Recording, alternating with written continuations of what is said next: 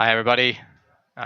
Welcome, everybody, to the top 8 for the Good Games Pro Tour qualifier for Pro Tour somewhere. Pro Tour Washington, D.C. I'm SJB, here with my good friend Dan Ullman. Dan, how are you? Yeah, good, man.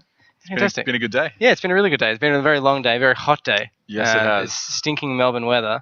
Sitting here in shorts. You're the smarter man.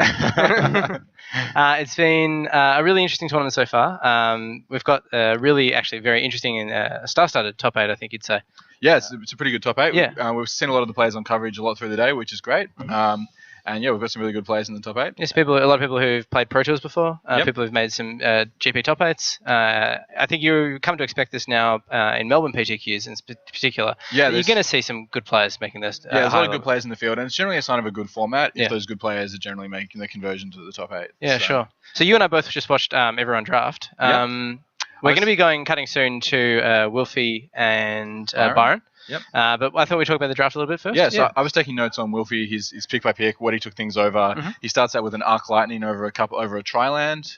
Obviously preferring removal. I don't know a lot of people who would have taken the Triland there. And then he ends up like a Bring Low, and he's got a 3rd pick Mardu Charm and a 4th pick Ride Down, and he's really taking the removal really heavily. Picks up a couple of red, black, white sort of creatures. Pack 2, he gets some removal again, takes Feed Resistance, and ends up getting past his Triland 3rd, which was really good. Yeah, nice. And Pack 3 was a really interesting one. He opens an End Hostilities and a Feed Resistance. Now, most of his creatures are aggressive. It's clearly that's his preference, and that's why he's been taking the removal. And he takes for a while on this and ends up taking the Feed Resistance, passing the End Hostilities. Now, this really is interesting when we get to pick 5, when he gets past an End Hostilities. And doesn't take it. He takes a Rush of Battle over it.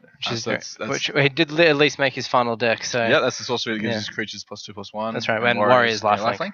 So the interesting part of this was like a couple of seats down, you've got Sasha Markovic getting a 3rd pick End Hostilities and a 7th pick End Hostilities in the last pack, and we talked to him before on coverage about how his preference was for 5 seat control. Yes. So he's got past these. So clearly when Wilfie passes End Hostilities, he knows it's going to be in someone's deck. Of course. And he's got to be and probably in the same deck as well. Yeah, so not only does he not have them, like his deck doesn't really want them that much, but he might have to play against them if he plans to win this tournament. Sure. So I know that he, as generally speaking, has a preference against board wipes. So I guess that's just really showing its head. But I mean, a 5 cost is different from your average 8. It's one of the very best cards in the format. Yeah. So yeah, I mean, we'll see how Sasha goes with those, and we'll see how Wilfie goes with his aggressive red-white deck. Fantastic. So let's go crossover now. We're going to watch Wilfie and Byron, and let's get things underway. Yeah. So you took some notes on Byron, and he's playing an aggressive red and green deck. Yeah, that's what I'm seeing here. I mean, he also took that Arc Lightning early. He took Aristoms very early as well, and was taking his lands from a very early point in the game. I think he really settled early on those cards. Okay. So we're getting started now. We've got a Plains on the left side, Byron with a Mountain. So both players are starting out with basics. Wolfie got quite a few 2-drops in the deck, so we're going to see what he comes up with here. He's a bit past there, and coming over to Byron. And so Byron's got with the Leaping Master. Yeah, so this is a 2/1. If he's got white, he can actually give it flying, but I don't believe he's running any white. Wolfie with the morph. Now Wolfie's obviously a big fan of morphs. Yeah, and he's running a whole lot of them. Yeah. He managed to find pretty much every morph you can in a deck that really has very few morphs. That's right. A deck that doesn't have that much of a preference for it. Okay, so an attack and not a block, and here we go, Bloodfire. This is a card that Byron has 3 of. Yeah, you saw him take over. Yeah, that's right. He was taking them cards very early. It was really interesting. I've always found it to be like underwhelming, but fine. Yep, it's good with things like Savage Punch, which he does have 1 of. But I saw him take one over like a Woolly Loxodon, for instance, which I think is like a really strong morph. Yeah, it's a premium morph. Yeah. So here we see Wilfie with one of his 2 Horde mates. Yeah, Horde mates, and he's only got 2/2-drops in his deck, so that guy's not going to very often bring back. No, that's right, and that's why Wilfie, I think, is willing to run it out so early as well. Yeah, he's not likely to get value off it. And one of his 2 morphs is Master of something. A Master of Pearls. Yes, that's right. So a really good rare, which is not likely to be a 2-drop for a while. That's right. I think that if he can just trade off the Horde Mate for the 3/1, I think that's probably not so bad. Yeah, I think he's totally fine with that. At this point, it doesn't really matter what the Horde Mate's ability is. They're both in play. Yeah, absolutely. Okay, so I'm going to rush battle this one. Here we see some of the ferocious synergy with the Bloodfire Expert. Yeah. So obviously a block out. Yeah, so it has to block and prevent all damage to that creature. So Wolfie's dropping to 16. And yes, that's one of the quite few synergies in red-green with the Bloodfire Expert. That's right. A bit like the Grizzly. Yeah, you straight away you're getting Ferocious whenever you do anything. Yeah, that and the Alpine Grizzly are both ways to get that's right. Oh, okay, so we see the first pick. This one, Wolfie's Arc Lightning just destroying Byron's board. That's exactly the time you want it as well, wouldn't you say? Absolutely. Yeah, Byron's tapped out, he's got nothing, and now Wolfie's got all the gas. Yeah. Yeah, 2-for-1's are pretty rare in this format, and to get one for as cheap as 3 mana, you're just really happy about that. That's right. Okay, so Byron with a morph as well. His deck doesn't actually have very many morphs. Yeah, so he's probably either playing that Inok Tracker, which I personally don't have a high preference for. He could be playing the Jeering Instigator, which is not so bad. And he could have a Sagu Archer. Yeah, so a couple of different things, but low powered. They're all not great morphs. Yeah. So I would expect him to probably block here. Wolfie's a big fan of morph tokens as well, so I'm glad they were able to get them for him. Yeah, I mean, it's a part of the rules, and it is definitely necessary information. We were drafting the other day, and he's like, kill your second morph, whichever one that is. I've noted recently that people are starting to kill the first morph because trying to meta the system. Have you noticed that? That's in it. It's this really weird, everyone expects the second morph to be better, so I'm going to play my good one first. Yeah, exactly. I did that a couple of times today. It bit me every time. Oh, really? You just totally had the read? Yeah. Played Saga Mauler first to play something shitty second. Alright, so he's here 3/3. Now, this is one of Wolfie's double. He has 2 feet of resistance, fantastic. and that one's just amazing. So he's just trading 2 mana for 8, essentially. So good. And getting a counter out of it. Exactly. And now he's going to a completely free turn. Yeah.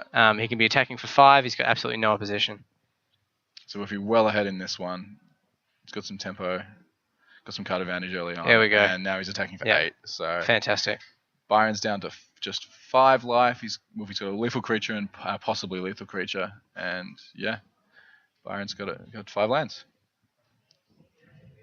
Pretty much any... I don't think there's any card in his deck that would make that morph less than 3 power as well when he flips it. Yeah. I think his smallest one is a 2/2 as well with that the Master of the Spells. Master, which is kind of a 4/4. Right? Yeah, exactly. Yeah. So there's... Byron really has an uphill battle going on here.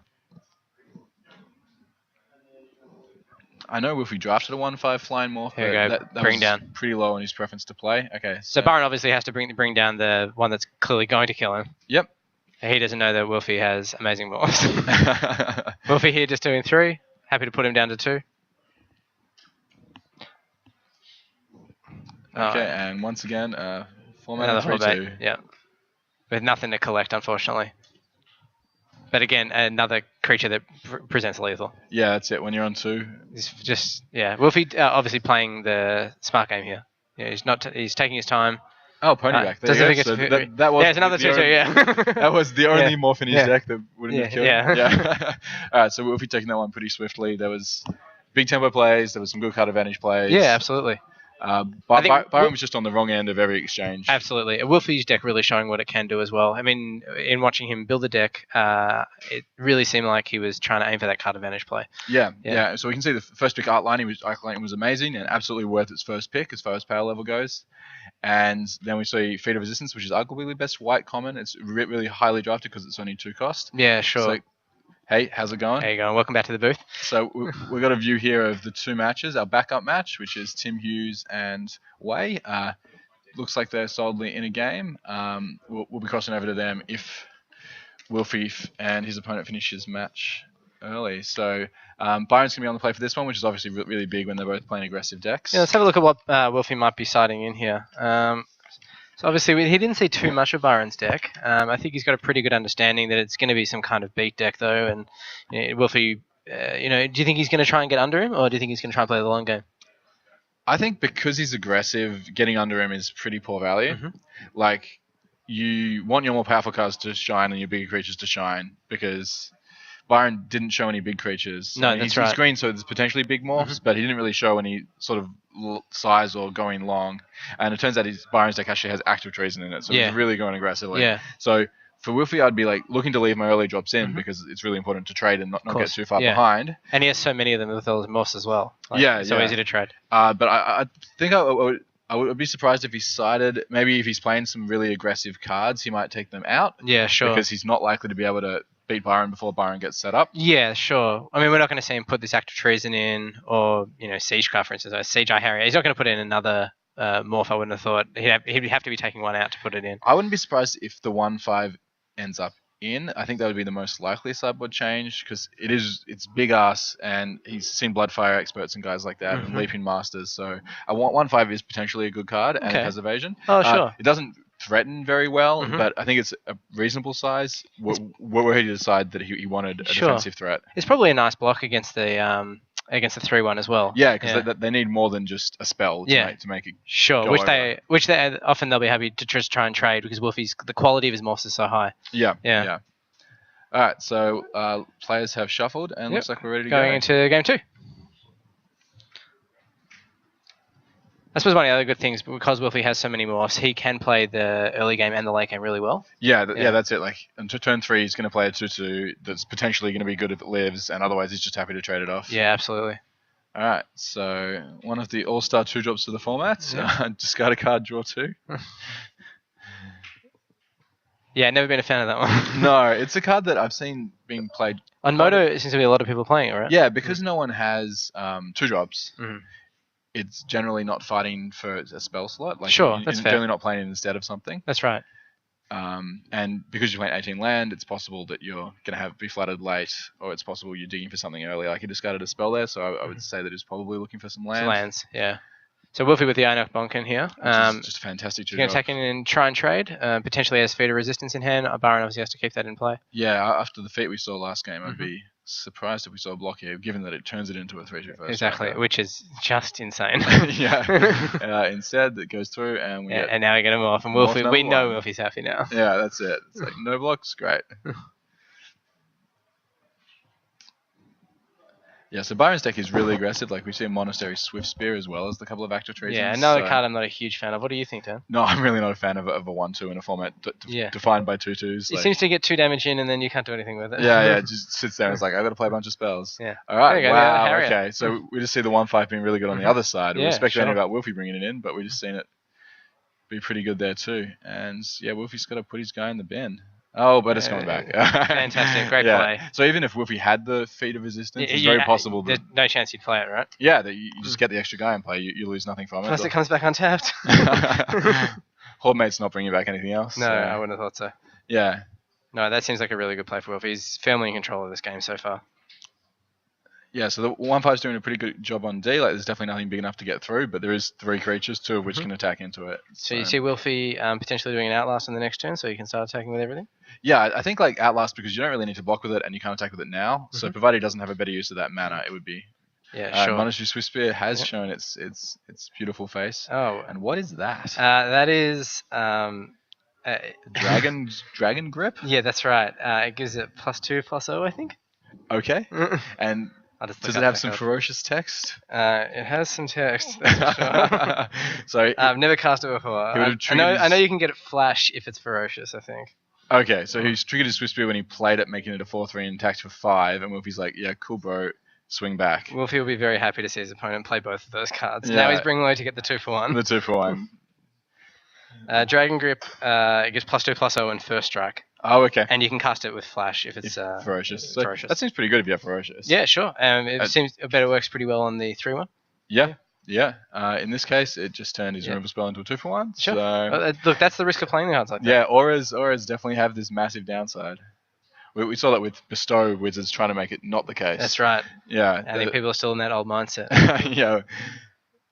Not too many good auras in this set in particular. No, there really isn't. Not too many auras in this set. No, and there aren't many artifacts either. No. They're definitely not playable ones. We saw the Blades do a lot of work, but that's pretty much it. Yeah, that's right. So Brian leading off with the old Einok Tracker. Yeah. The old 4/3 vanilla. What do you think of that card? He's sort of multicolored. He's sort of red and red multicolored. Yeah, like in a format where there's like very little double color. That guy's genuinely hard to cast. Yeah, absolutely. But also hard to get rid of, right? Always been good. Yeah, sure. Yeah. Hill Giants have been good in a lot of formats. 4/3 is obviously better than that. In this format, Hill Giants aren't very good, but the extra power actually makes it pretty reasonable. Better or worse than the Borderline Minotaur in the last format? What was the last format? Theros. It's the same card. I would say definitely worse. Yeah, There's sure. so many big creatures in this format. Sure. Alright, so Feet turning his Morph into a 3/3, killing that 4/3. Which is a great result for Wolfie. Yeah, and Outlast moving up. So now Wolfie, he's firmly in control of this game. Yeah, absolutely. For 3 good creatures facing down a 1/5. Yeah, even without his 5th land drop, which he clearly missed. Yeah, I don't think his deck needs it as much as a lot of those. I don't think so either. The only thing he wants to do with 5th land is unflip morphs. Yeah. So he is playing a total of... He was the bring down. 17 lands, so okay. Wolfie's quite happy to rest on that one. Yeah, bring down, it's going to kill most things, but it does cost 5 to do it, and this time it's just targeting a morph. And I believe Graveyard's getting exiled at some point. But that doesn't seem particularly relevant in white-red. There's not a whole lot of delve. Well, there is the Hornmaid. That's the only thing. Oh, yeah, true. Yeah, there might be relevant, but unlikely. There's no True Drops getting exiled. Yeah. So, yeah. Just a quick query with the judges.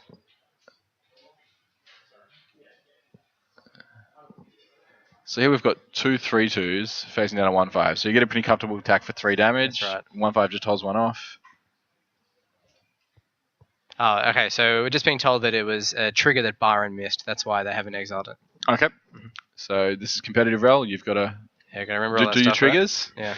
Yeah. For Byron, there's no real cost because Wolfie's not going to use his Graveyard as a resource. But yeah, you got to remember those ones. So Byron's untapping with 5 mana. He's well behind. He's on 6 life, so he is facing down potentially lethal given the power of that morph. He's got a grip of cards, but it seems like, because Wolfie's board's all kind of small creatures, it's not going to take too much for him to stabilize. No, I agree. But given the card quality of his deck, like a lot of his creatures are aggressive, so sure. a 2/3 is like probably going to trade with them anyway. Sure, and pretty much any rip off the top other than a land is, he's going to be game over here. Yeah. Alright, so you see no place by Byron. Wolfie's just sending everything in. He's ready to just play.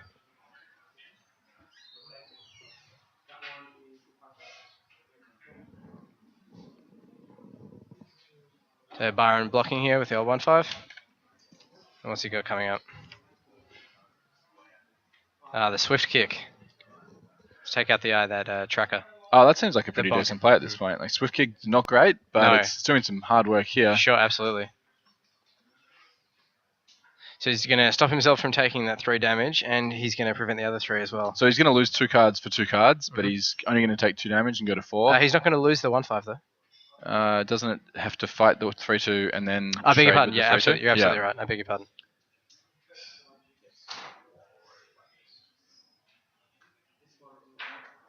All right. So and Byron has made the same mistake I have. They've just had the same discussion.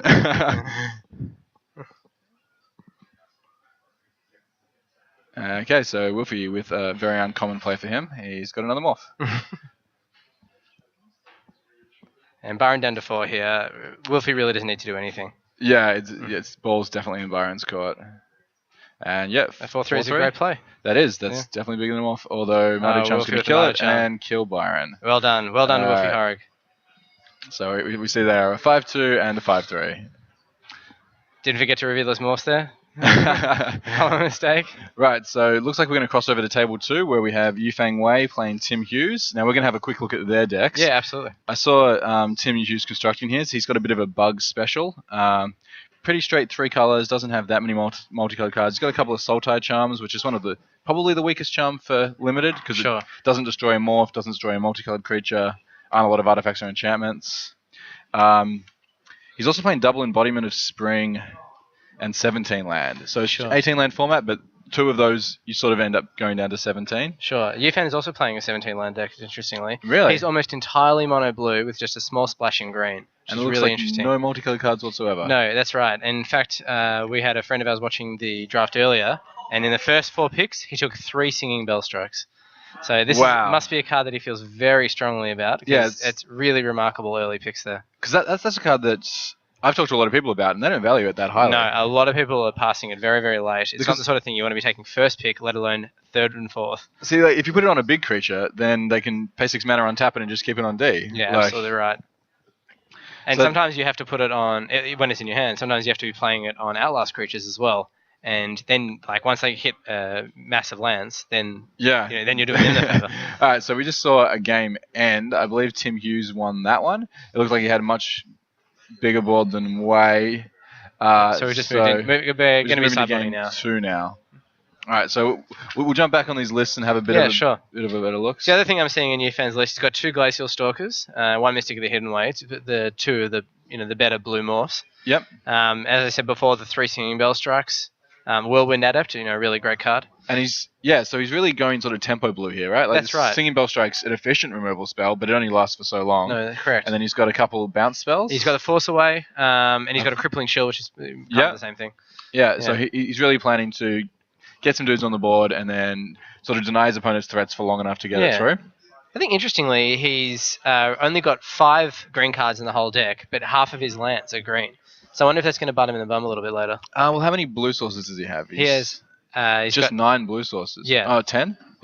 10, yeah. Yeah, so I guess once you get 10 blue sources, It it's doesn't like really matter after that. 11 sort of guarantees. Sure. But you've got 10, you're going to draw 1, and unless you need 2, then you can pretty much just assure your splash. Sure. So because he's straight 2 color, and he has good mana, I think that's reasonable. Okay. Although I may have gone 11, because he's also got a couple of dual lands. So yeah, I don't think he needs 9 green sources. Okay. But I may have gone 11-8 rather than 10-9. I just haven't seen a deck like this before in this format, which is so heavily in one color, you know? Yeah, it is kind of bizarre.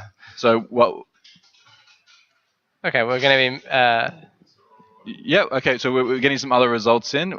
So Joe Scalzero from Adelaide has just beaten Jens Light. Yeah, so we saw Jens with an amazing sealed deck in a couple of feature matches, but it turns out he hasn't... Oh, Jens won. Okay, I beg your pardon. Oh, okay, yeah, okay, we've got that result the wrong around. So, I beg your pardon. So Joe Schlo has dropped to Jens. Jens has a pretty solid green-black deck. Yeah, that's right. And yeah, we saw it earlier, the triple country invocation. Yeah, which is a really interesting card. So for 2 mana, you get a star with power and toughness equal to the highest toughness amongst which you control. Right, when play. So if you've got a big guy, that's a very, very efficient threat. Yeah, and it's really good even if they remove a creature, you still get the biggest one on board. So yeah, it can actually still work out okay. Yeah, and for 2 mana, like he's got so many of them, he can go... Even if he just plays like an okay guy, I think he's got a 0/5 as a 2-drop. He has the 0/4, and he has the Archer's Parapet as well. Yeah, so if you ever go Archer's Parapet into that, that's just insane. Oh, it's remarkable. Yeah. So yeah, he goes up 2-0 then. And Sasha's 1 game up as well at the moment. Right. So he's going to be moving on to the game. So this is the double end hostilities deck we mentioned. Yeah, we mentioned earlier. That's right. Yeah. Right. So looks like we're nearly ready for game 2. Yeah. So why don't we cross over to the game, and we'll take a look there. Yeah, so Tim's playing a pretty straight 3-color deck. He's just got some okay creatures, some little bit of card advantage, some card draw, and looks like they're not quite ready to go. Okay, so we've got double Monastery Flock, which is one of my favorite morphs. Yeah. So this is one of the really cool cards. It would have been absurd before when damage used the stack. That's right. Just turning it into an 0/5, but just the fact that it's 5 toughness and flying means it can pretty much block anything. Just everything, right? And it also evades a lot of the removal. Yeah. So if they ever say burn your morph and it's only 1 mana to flip, you're like, oh, well, it's a bad morph to target. Yeah, I agree.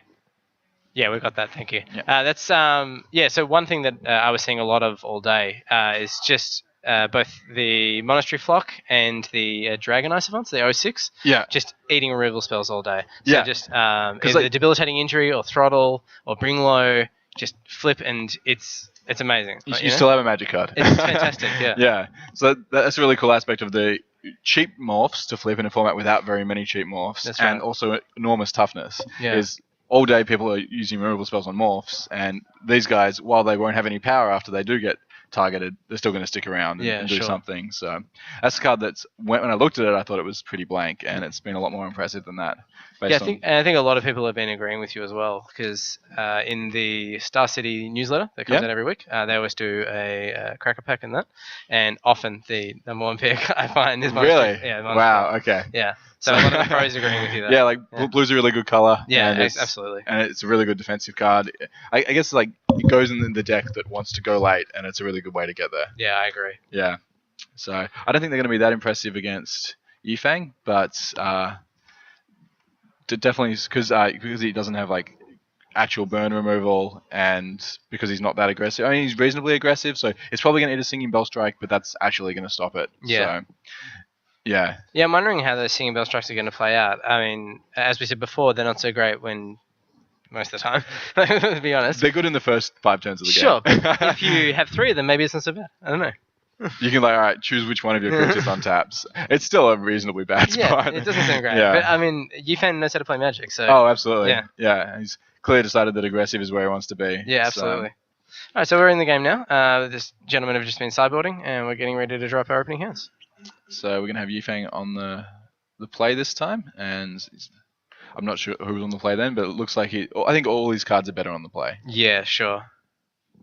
Have you seen any decks recently that you thought this is really better on the draw? I don't think I would draw in this format. Is there anything in this format? I can't think of anything. If you're both slow and neither of you has card draw, that's a potential reason. Or maybe if you're 17 land and it's slow, you might want to try and lock up that 5th land. But because you just get so much tempo by being the first person with a morph, by being the first one with 5 mana and a morph, I just think it's a play format for me at least. Yeah, sure. So we've seen an Embodiment of Spring in 2 untapped lands. Yeah, what do you think of the Embodiment of Spring? It's a card that I've been asking a lot of people, and I have yet to find someone who said they like it. Yeah, sure. Yeah, because you need 2 colors before it's fixing. That's a pretty rough spot to be. It's pretty much just fit for your splash colors if you're solidly blue-green. You want your mana fixing to help you get your second color, not require you to have good mana before you use it. And it also is 3 mana to do it. So I can see it being okay to side against a deck with a lot of 2/1s because if the O3 body's relevant, then I can see that being a reasonable play. But I mean, it's O3 for a reason, though, right? Because you can be blocking morphs all day until you absolutely need the mana. But that's very true. It's just I've just been finding it so hard to find a deck that actually wants it. That's all. I draft dual lands too heavily to want cards like that. I completely agree. I take them very highly. Yeah. So we see here Hughes just smashing out of the gates with an O3 and an O5. That's right. And he's not wasting any time in morphing. He's saying, I'm a defensive deck. These are my creatures. So yeah, rather than playing the Monastery Flock and leaving blue up, he's just run out the Embodiment of Spring as well, because I guess he's planning to turn it face up if the 2/1 attacks, so he may as well just cast it for 3 mana. Okay, so Yufeng just passed with 4 mana up. Does he have cancel or anything like that? I believe that he does. He has 2 cancels. And 1 in his main deck? He possibly sided the other one in? It's possible. No, he's 2 in his main deck. 2 in his main deck? Yep. Okay. And cancel right here counters another Monastery Flock. Wow, okay, so this is Tim Hughes casting it with green up. Oh, okay, he played the island afterwards. And an Adept. Jeskai Elder. How do you feel about Jeskai Elder? I like it because it blocks early, and you can't really afford to attack into it. That's the one thing I like a lot about it. And it's really hard to attack. It's really hard to block it with a morph. That's right. Yeah. Yeah. Yeah. So it basically is unblockable, and cycling cards is always good. Yeah. Yeah. Have you played it much? It's a card I haven't had a chance to play with yet. Sure. There's certain decks that want it, that's for sure. Yep. And yeah, that two drop spot is so hard to fill. Doesn't seem like a horrible way to do it. I mean, you don't see it too much in these bug decks. It's more of a Jeskai card. Yeah, that makes sense. Yeah. The colors that have a lot of spells. Yeah, that's right. And yeah, you really want to be making use of that prowess. Yeah. Yeah. Because that's obviously when it really shines. If your opponent doesn't think you can trigger its prowess much, the card is a lot less potent. I would completely agree. So this is kind of an interesting attack here into another prowess creature, which is a 2/1. So if neither plays anything, they'll trade. And if they both play something, they'll trade. But it's kind of an interesting spot, especially for Tim if he doesn't have spells, because it's a brave attack in there. And Tim, of course, doesn't know, or maybe, but unlikely knows that Yufan is very heavy in blue, and so probably won't be seeing any sort of creature pump effects at all. That's true. Alright, so some contemplation Tim's here. deep in the tank and he shipped it back over. Yeah, so now Yufan's turn. Alright, so land number 6. He's got his triple green for his splash. And once again, passes back. Alright, so Tim's decided that his Embodiment of Spring isn't doing anything better than getting a swamp here. Which I think is quite reasonable given that Yufan has not... Yeah, I think in a game like this, you don't want to be missing land drops, right? I mean, for limited, it's you don't really need more lands than the top of your curve, and because neither player has anything, I think you'd probably rather be drawing spells once you've each got 6 lands. Sure. But 6 lands is sort of the key point where after that they get a lot less valuable. I'm a little worried about Yufan's deck at this point, given how many tempo cards he has. This is when he really is using them, right? Yeah. Now that Tim has 6 lands, all those Singing Bell Strikes are actually useless. Yeah. And we see an interesting card. So this is 3/5 Death Touch Delve. That's right. And it's not a card that I've played with. And another cancel. So this card was very low on my list of creatures I would play. Sure, and a lot of people said that early as well. But another card that pros have been taking higher and higher as well. Okay, because a 3/5 Death Touch turns out to be a pretty good body. It turns out that you can be blocking everything. It's good, obviously, against morphs who are morphed because it's bigger than everything. Yeah. And it's good against unmorphed morphs as well. Yeah, there's not a whole lot of morphs that really blow you out when you got Death Touch. You're pretty much looking for something with first strike at that point. I really think it's basically better than most things that are on the ground. Right, so it's just the right sort of size and text for the format. Yeah, it just happens to be. Yeah. 3 is good and 5 is good. Yep. Yeah. I mean, there are quite a lot of good delve cards, and this one you can only really play if you're not playing many of the others. That's exactly right. Yeah, well said. There's a sort of choke point on delve, and I think it's around 2, and you want to play your best 2 delve cards, and your third one only if it's really good. Yeah, sure. So Tim doesn't have a whole lot, so I guess he's happy to use those delve slots on Shambling Attendants. Well, that isn't a creature that he could have been attacking with every turn as well. So absolutely. Yeah, I think he was probably resting a lot on that. Yeah. And probably didn't expect Yufan to have a second cancel as well. Yeah. It's pretty rough luck. Yeah, I mean, cancel's not a card you see a lot of in this format at all. I don't think I've cast it yet, have you? No, I have not. Yeah. It's blue. Yeah, exactly. It's like a multicolored card. Yeah. Okay, so more lands. Tim's got a morph out there this time. And it's pretty much... Any idea what that's going to be? Do you have a Mystic Hidden Way or a Glacial Stalker? We've seen both these Monastery Flocks go down.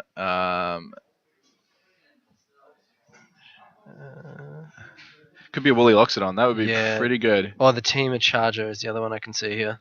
Yeah. Okay, so Yufan's better than Loxodon. A 4/2 hexproof. What's that keyword? Prowess to the board. That's now, right. This was a card, when I looked at it, I thought it had flying because it's got a giant wing on it. Yeah. And I thought this card was amazing. Turns out hexproof is worse than flying. And it's not very good. Also, it looks really similar to the other Prowess card that has flying. Yeah, the 4/5, which is really good. Really good. The problem with the 4/2 is that 2 toughness is sort of this key in the format where everybody's got a 2-power creature. Yeah. There's no deck without a 2-power creature. No. And they're generally happy to trade their worst one for it. Alright, so we're seeing number 1 morph just come in there for Tim after he played another morph. So that's, for me, says it's probably not a Woolly Loxodon. Well, he has the 2 now, right? So... Yeah, but I mean, the first one... So you think the first one's probably the Team Charger? I think the first one he would have attacked with before he tapped down below 7 mana. Sure. Below 6 mana. So you think he's happy to trade these off? Yeah. There we go. Yeah. So we can say categorically that second one is the Woolly Loxodon then, unless we've misread his deck list and he actually has more morphs. Oh, he has another Monastery Flock. There's one in his bin. There's one here? Yeah, sure. So I'm pretty sure that is a Woolly Loxodon. Which is like, it could be a game winner. Oh, absolutely. Yeah. The king of the morphs, as I've been calling it all day. Even if he gets the Singing Bell Strike put on it, that's just pay 6 mana and do 6 damage. He gets to be Vigilance now. Yeah. So the only thing he really needs to worry about is the Force Away, but then he can just cast it again, so whatever. Yeah, sort of thing. Like, the blue doesn't have solid removal, and now that there's a really good creature in play and Yufan doesn't have a clock, that good creature's probably going to take this down. Yeah, sure. Both play still on 20 life, we should point out as well, so it's not happening quickly. So we can settle in for quite a few Woolly Loxodon attacks at this point. What do you think Yufan could have been siding in for this game? Oh, there's the Bell Strike. Yeah, okay. So we're going to see how that card does play against many mana. Alright, and we've got a Prowess trigger, so it's big enough to get through the Monastery Flock. And I think we should see Tim just taking 5 damage here. I suppose it does mean that it's going to take him 2 turns to attack with it. So it is going to slow the game down somewhat. It's going to take him 6 mana to get it on tap, 6 mana to get it flipped. Okay, so 2/5. That card, I really like that card. What do you think? Yeah, it's not a card that I've played a lot with, but a card I've played a lot against, and it's been really annoying. It's always inconveniently sized for you. Yeah, exactly. Sometimes again, that 5 toughness is just like it's very big. Its base is really good. Yeah. And then if you don't block it, you could potentially be facing down a lot of damage, especially with the amounts of mana these guys have access to. Yeah, I do like that it can be blocking flipped and unflipped morphs early. Yeah. And then you can be attacking for 6 later once you stabilize the board. Yeah. Okay, so Yufan's actually got some pretty good threats on the board now. It's really becoming a match. Both can attack reasonably well into a Monastery Flock.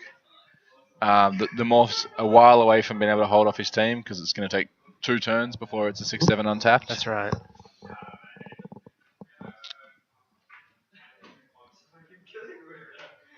I wonder what Tim's plan is here. So Yufan's deep in the tank. He's working out whether he has good attacks.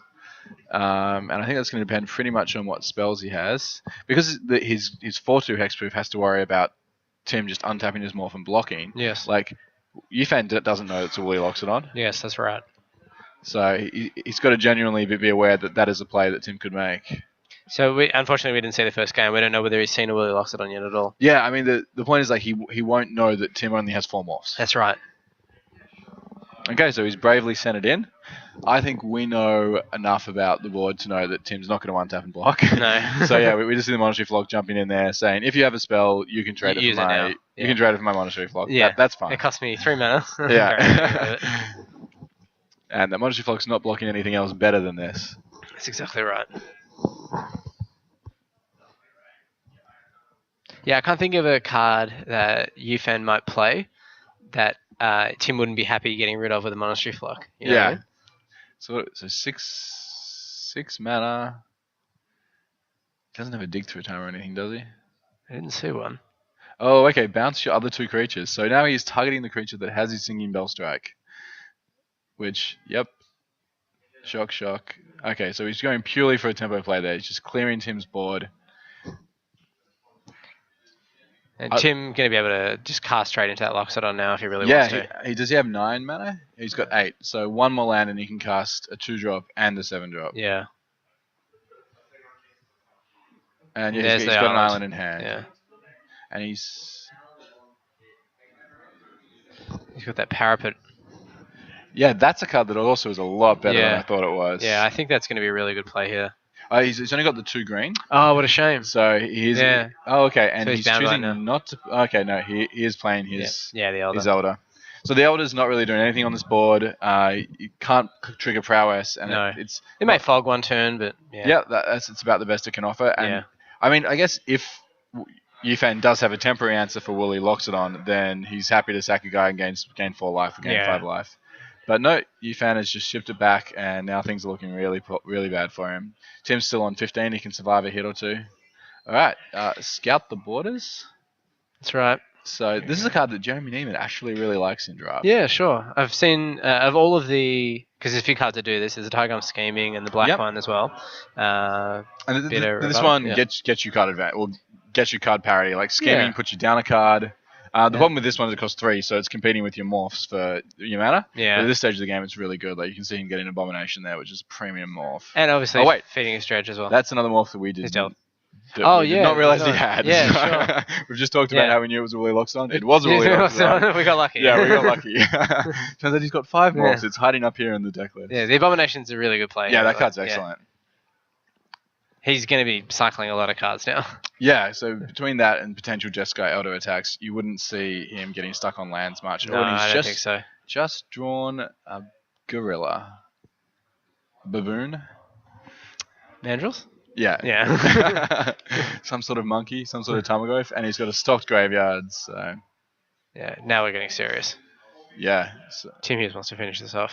So I wouldn't be surprised to see both creatures jumping in front of this Woolly Loxodon. Despite him being blown out by so many things, he's not in a position to really...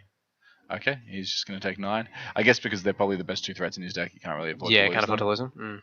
But Yufan's just world of hurt. I can't imagine him getting out of this one at this point. Mm. So Tim is discarding a land, and we're going to see a Parapet. Probably see a Parapet and a Baboon. He's got plenty of cards he can delve with. That Parapet's going to do a lot of work in this game, I think, actually. Yeah. Okay, he's choosing not to delve at all. He's just paying 6. If he doesn't need to, he doesn't need to, right? Yeah. 5, 6.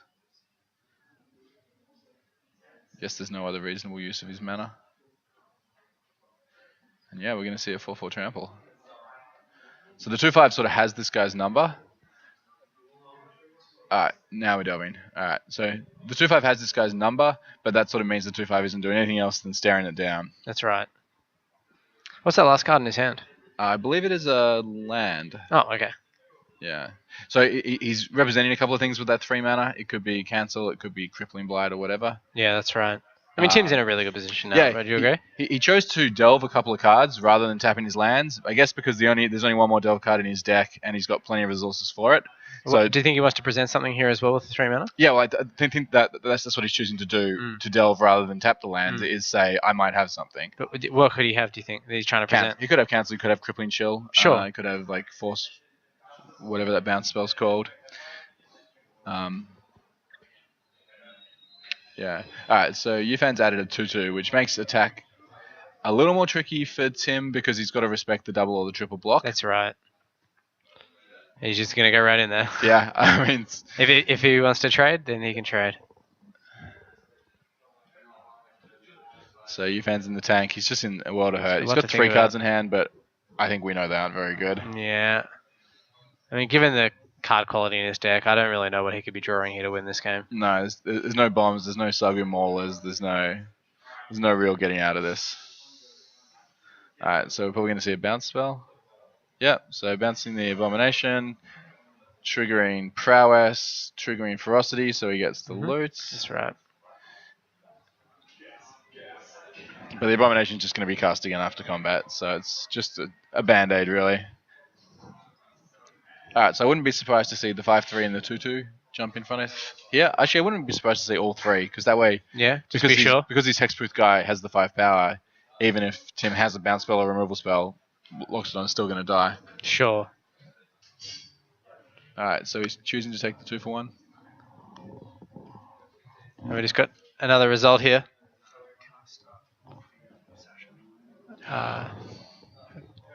We're really close to done. Yeah, this game's almost done. Yeah, if you only like 5 minutes. Yeah. Alright, so yeah, Tim's arranged his blockers to kill two creatures, leave just the 2-5 in play, and yeah, that's what happens. So the Will Loxodon's off the board, but Yufan has lost most of his board as well. You think that was the right thing to do? I think it was the right thing to do. I don't think Yufan's plays matter terribly much at this point, unfortunately. Yeah, sure. I think it's about when he's losing rather than if he's losing.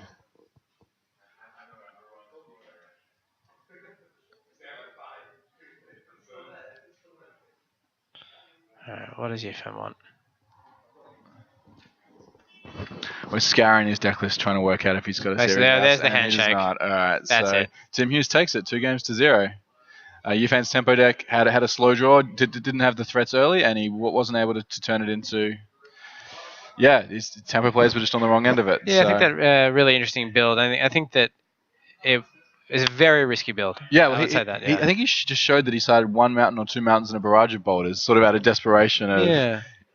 I need a turn where you can't block and I can just kill you. Yeah, sure. So, welcome back to the booth. We've just completed our 2 quarterfinals, and we're going to have a semi-final for you straight away. That's right, yeah. Sasha and Wolfie are going to be playing each other next. Yeah, so they're going to be getting started in just a couple of minutes. There's a couple of guys you've seen in the feature match a lot today, and you've also seen Wolfie. Well, we've told you that Wolfie's passed Sasha to end hostilities. That's So right. it's going to be interesting to see him on the other end of that. That's right. Sasha's got a really powerful 5-color deck, but he's probably 3 or 4 playable short. You reckon? Oh, absolutely. Interesting. And he's filled it up with some pretty terrible cards. He's playing a Seek the Horizon, so that's 4 mana Social Library for 3 basics. Yeah. And he's playing a couple of 3 mana 0/5 looters that pay 3 to loot. Yeah, I noticed that as well. Yeah, which is just is that a card you're a fan of?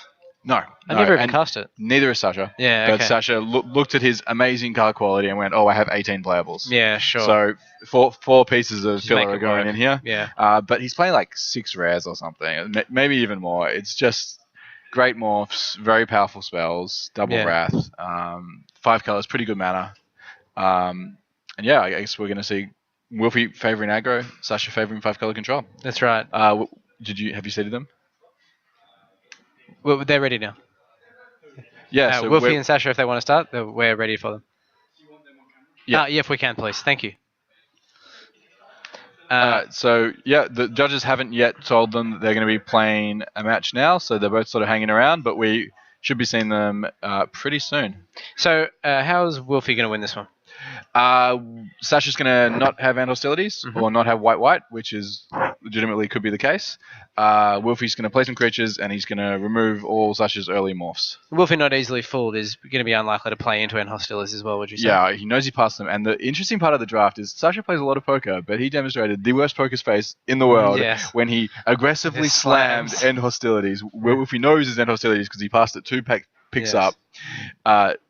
So Wolfie knows there's at least 1 in his deck, and he knew he passed another one, and if the guy in between them didn't take the first one, didn't take the second one, he's probably not taking the first one. So Wolfie should know that's a reality.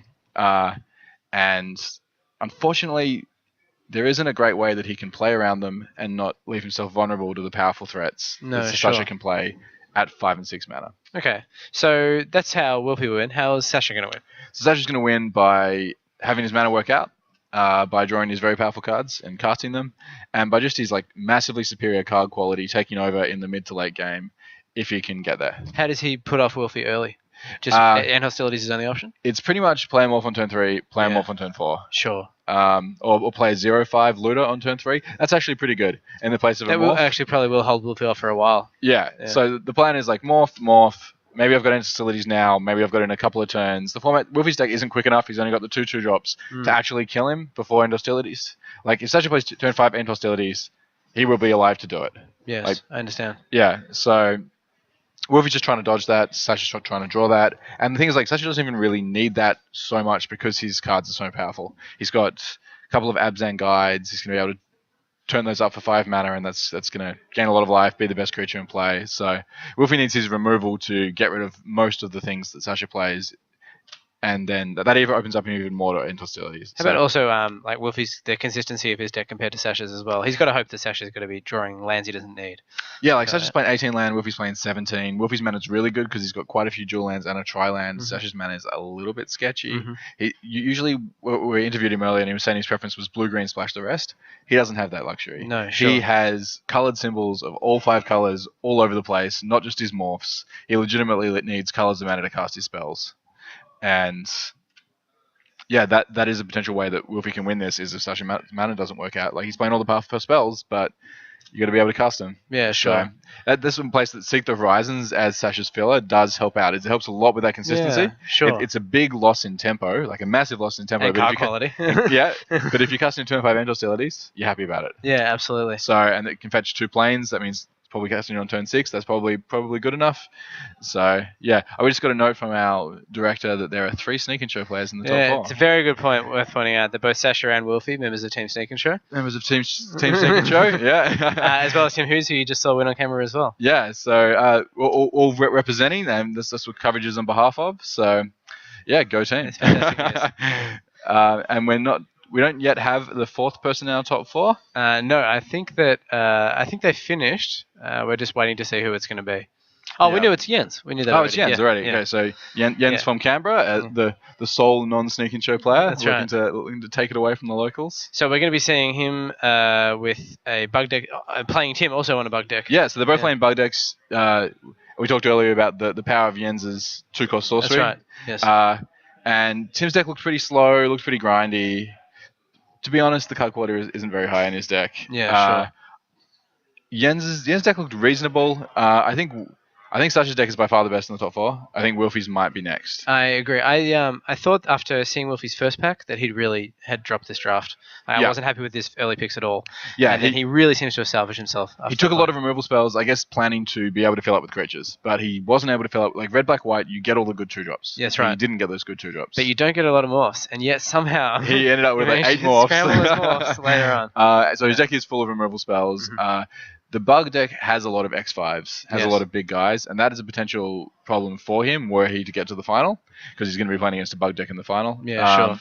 And it is a potential problem against Sasha as well with the X5s. So we're going to see whether the bring lows and the things like that, they'll kill morphs, but they're not going to kill anything but that. No, that's right. So, yeah, so we're going to have a primary match is going to be Sasha and Wolfie, and our secondary match is going to be the other semi, which is Jens and Tim, and we'll cross over. Hopefully, I think Sasha was just going to the bathroom or something. I think he's going to be ready in just a couple of minutes. Yeah, so we're just going to hold out for that, and yeah, hopefully we see some great magic. Sure.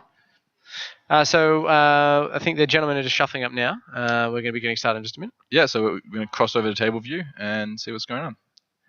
Okay, so you've got Wolfie on the left, repping his newly won Pro Tour Qualifier Top 8 playmat. It's actually Sasha on the left. They have the names on the right. Oh, they do? Okay, they do too, yeah. Only Sasha wears shirts like that.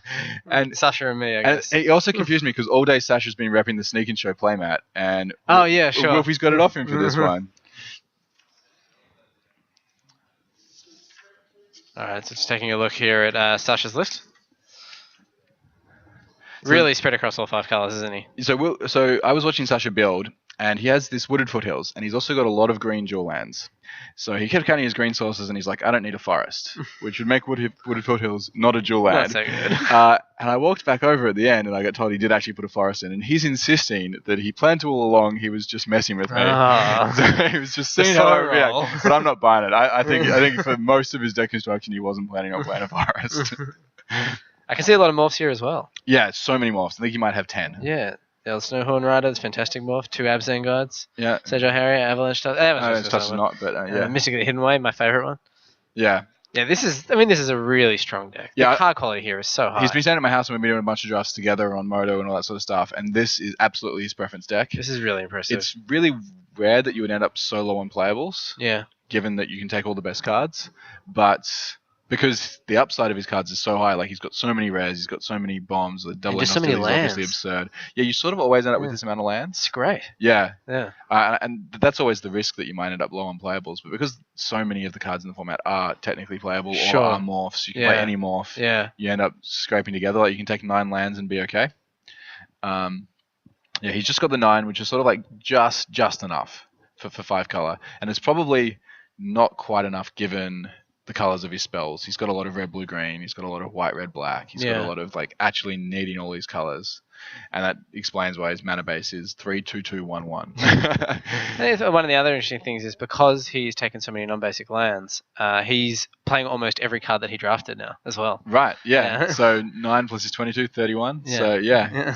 All right, so we've got a handshake, wishing each other good luck, and looks like we're good to go. So there's no die roll. Sasha finished top of the Swiss, so he'll be choosing to play. And Sasha and Wolfie obviously played each other many times before. They have, despite being from different states, they were absolute regulars on the... Yeah, and both have played at the top level as well. Yeah, yep. Yeah. Sasha representing Team Australia in the past as well. Yeah. And all right, so we're going to get started. We see a dual land and a couple of basics. The Sasha. Sasha's and he's shipping it back. So I think he only had 3 colors of mana there. And this is something you're probably going to see a lot with this deck, right? Yeah, because his mana is like just okay. Like 9 dual lands is sort of the minimum, and so many of them are green. He's like forced to play 8 green sources. Yeah. Despite it only being 1 forest, like he doesn't have options that much with what colors he gets. Like with your lands, you take out whatever lands you can get, but you really want like red, black, and blue, green. You really want lands that don't overlap on colors. Yeah. And he's ended up with like a lot of green dual lands. Yeah, we don't want this. See that. Yeah. Wolfie obviously happy with his hand, and now just coming back to Sasha.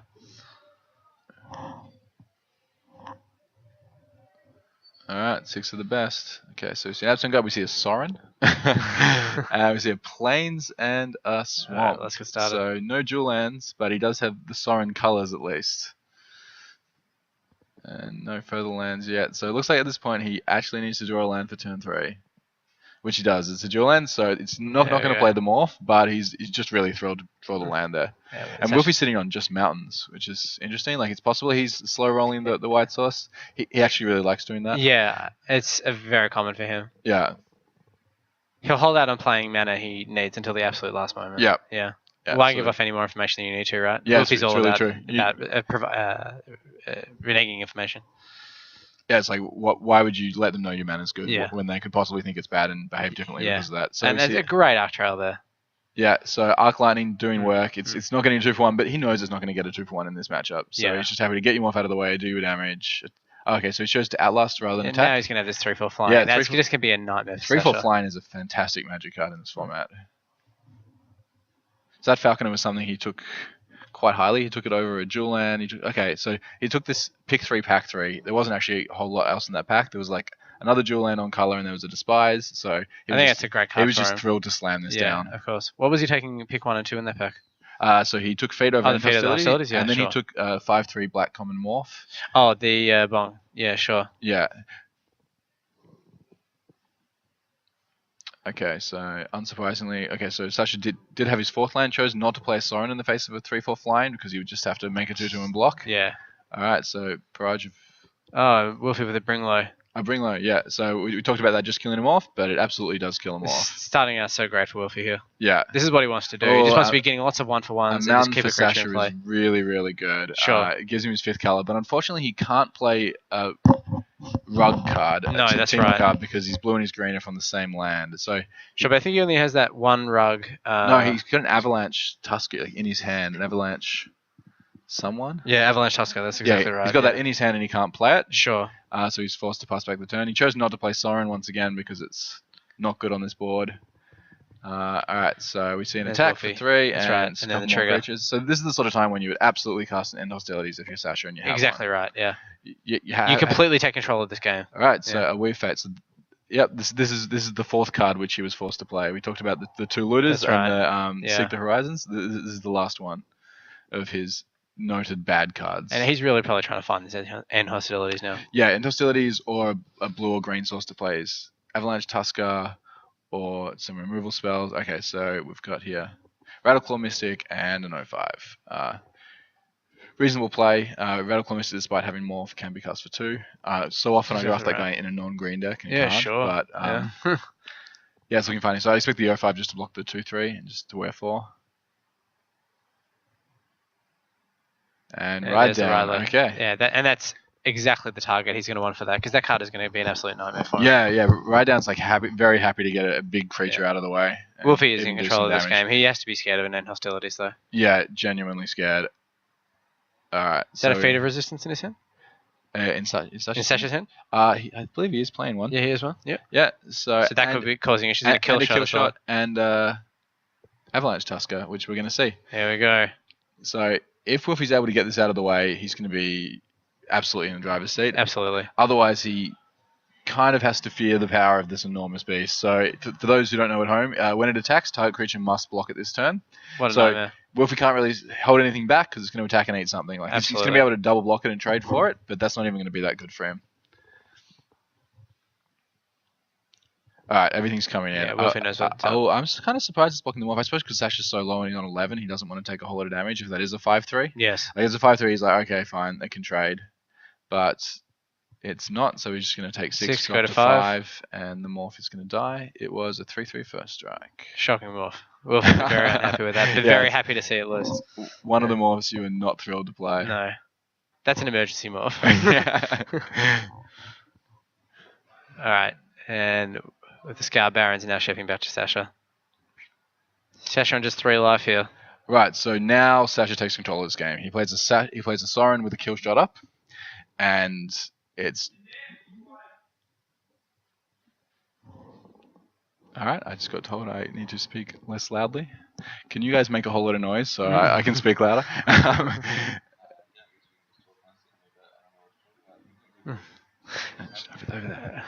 Okay, so I think that the play you were describing is probably what's going to happen now.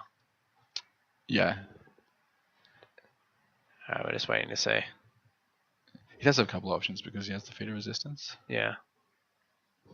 Yeah, that's true. There's a lot of things he can do, actually. Okay, so someone is coming to the board. There's actually a few options on this. Like, okay, so he's gone up 1 to bump his team and give them lifelink. So I would expect to bring him back in the game. I'd expect to see that 6/4 bash in, right? Like, and if Wolfie tries to kill it in any way, he's still got that feeder resistance back up. Yeah. Okay, that's really strong. He's attacking with both, so it's going to be a 20-point life swing. Do you 10, gain 10? What a shame.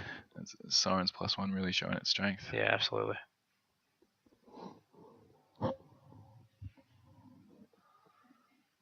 Yeah, this is really hard for Wolfie. I don't know what he does now. Yeah, there's that Avalanche. Tusker just surviving 1 turn was just... It's really bad. Yeah. Yeah. So now Wolfie's in a lot of trouble. We do have the kill shot on the 3/4 flying.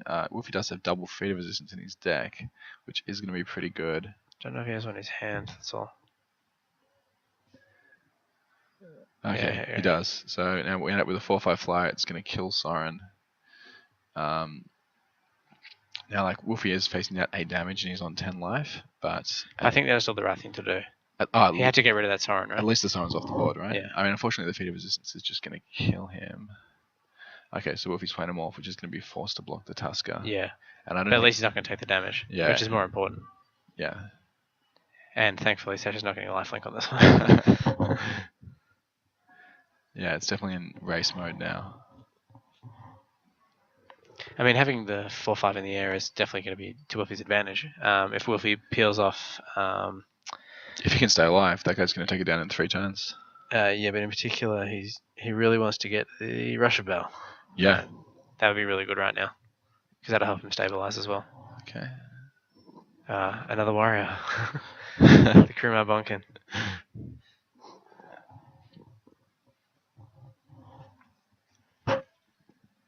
Okay, so we just sort of to write down what morphs he's seen, which is a way to prepare for the future games in the match. Yeah, absolutely. Is that something you've been taking to doing? No, but I'm lazy. Yeah, sure. It's definitely something that I would do were I to be. It's something I took from Paddy Robertson, particularly in Seal, but he does it in every game that he plays. He writes down every single card his opponent plays. Wow, okay. It's really, really good. Yeah. Yeah, I've taken to doing it a lot. Right, because I've got a shocking memory. Everyone's coming in. Okay, we're going to see block there. We're going to see the feet. Feet of resistance right now. Yeah, turning into a 3-2 pro white. Sasha drops to 7. And that's going to make things really hard for Wolfie. Yeah. So Wolfie's looking for some way to get that extra 3 damage in, provided he can attack with his 4/5 next turn. Alright, so Wolfie's pretty much showing that he has multiple lands in hand. Oh, okay. Yeah, that's a great card right now. That is an amazing It's actually card. perfect. It's exactly the card he wants. I can't think of a better card in his deck. So I always say that's going to help him hold off for turns. Yeah, because... And he can just keep on attacking in the air. Avalanche Dust is going to make the 2/2 block, but that's it. Like, it's... No, that's fantastic. And I think he can even attack for lethal if Sasha doesn't have anything.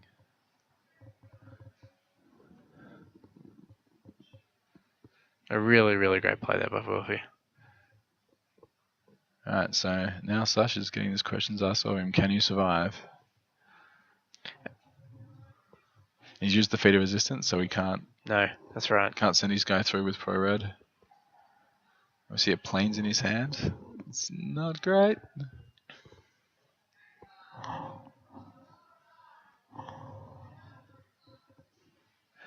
So it's interesting if Sasha ships back whether Wolfie does try and kill him, because he does technically have lethal, but the attack it's opens definitely him up a dangerous attack. to anything. Yeah. So I would expect that Wolfie's a really tight player. He's very unlikely to play like that. Yeah, if Wolfie can think of cards that would lose him a game when otherwise you think he would win, he will play around them. As soon as his opponent has them, Yeah. He will until the last possible moment. Yeah. So he's going to force that block there. Alright, so Wolfie's got an interesting decision here because he can so actually trade 7/5, is that right? 6/4. 6/4, okay. So yeah, sure. Wolfie decided to trade a couple of goblins and the pony back for it. So while he no longer has lethal, he has taken the threat off the board. That's right. And Sasha's board is now truly unimpressive, facing down a 4/5 flyer. And another morph. Another morph. He's kept the planes in hand to represent some stuff. But yeah, just see the flyer go in. Just the 5. Let's just do it. Take it easy. Get it done in 2 turns. There's no rush. We just don't want to see end hostilities now for Wolfie. Yeah, an Amzan Guide would be pretty good for Sasha. That would be very good. Okay, and a 3/6, which, if there is an Amzan Guide, no, we don't. We have a Sidisi's Pet. It's the mini Amzan Guide. It's very mini. Yeah, gaining the 1 life isn't going to change the clock either. Alright, we're going to go to game 2. Packing up his cards. Great. Right, so win for Wolfie there? Yeah, so we actually saw Sasha flatting out in the end. Yeah. His powerful cards weren't enough to get over Wolfie, so we saw the power of the flyer. That card is amazing. Yeah. Abzan Falconer. Abzan Falconer just really stepping up, just attacking at every turn of the game until Sasha died. I think the turning point for Wolfie was having that feat of resistance and being able to kill the Sorin, because he was like absolutely on the down low. Oh yeah, that's right. Save from a removal spell and kill your Planeswalker, which I can't possibly race. No, was really so good for Wolfie. So that's Wolfie's. He got 2 of those feat of resistances. He's taking them both very, very high. How high do you take feat of resistance? Well, we see here Wolfie took it first. Are you happy to take it first? Yeah. It's a very strong card, right? Yeah, I mean, I like 5 color enough that I'm probably going to take lands and removal over it. Interesting. But if I ended up in a deck that's white, I'm going to take it over pretty much anything. Like, sure. It's the best white common. It does so much, right? In the aggro decks, it's better than having another morph. It's, I mean, when you've got that or a good 2-drop, it's a really strong question. Yeah, because you need this critical mass of 2-drops to make it better. Like, if you're ahead on the board, it's so much better than if you're not. And if you got some of those Outlast Lords as well, you get the additional synergy in that. Yeah, that's true. And like, I've had a couple of decks where I've had Feat of Resistance and Abzan Charm, and just the ability to do an instant speed get counters can really change. So strong, right? Yeah, there's a synergy there in the Abzan colors. Alright, so what's Sasha going to bring in here? How's Sasha going to win this game? Sasha's he's not going to side a card. Because he has no cards to side He has no cards. They are in his deck. He's already playing 4 cards he doesn't want to. Yeah, he's not going to be bringing in Naturalize, that's for sure. Not going to be bringing in Holding Outburst. Yeah, I wouldn't be surprised to see Wolfie bring in an active Treason. He might bring in another Bloodfire Mentor, Sasha. Oh, he's only playing 1. Okay. Yeah, that's entirely possible. I thought he was playing 2. Yeah. I wouldn't be shocked to see that come in. Yeah, okay, so Wolfie actually has a barrage of boulders in his sideboard as well as an active Treason as ways to kill Sasha if there's been a stabilize on the board. I think Barrage is probably a good card. The issue is that Wolfie needs to have the full power. So he needs to have already flipped a morph in order for it to be useful. Yeah, Wolfie really doesn't have a lot of 4 power guys. No. So that definitely makes that card a lot weaker. It needs to be either one of his 5/3s or the 5/2s. Yeah. Or really... There's unlikely is speed of resistance on a guy or exactly. Falconer with 4 power. Yeah. Like it's not that likely. Yeah. So maybe the actual Treason is better. Like Sasha has powerful, expensive creatures that. Yeah, certainly taking that Avalanche Tusker. It would have been huge. Yeah. Should have killed him. Yeah. The problem with that cards like Active Treason is that unless it's going to kill your opponent, it doesn't do anything. Yeah, exactly. It's really good burn to the face, but that's all it does. Yeah, and often if my opponent is doing it to me, you have to come up with a decision. Are they foolish and have done something silly, or am I just dead next turn? That's it. It's one of the two. Yeah. Either this is great or I'm in a lot of trouble. And because Sasha does have the sweepers and some removal, Active Treason, it's not unlikely for it to sit there and be horrible. Yeah, sure. So it is a huge, very high variance card. Sasha's not just stabilizing with creatures where it's good.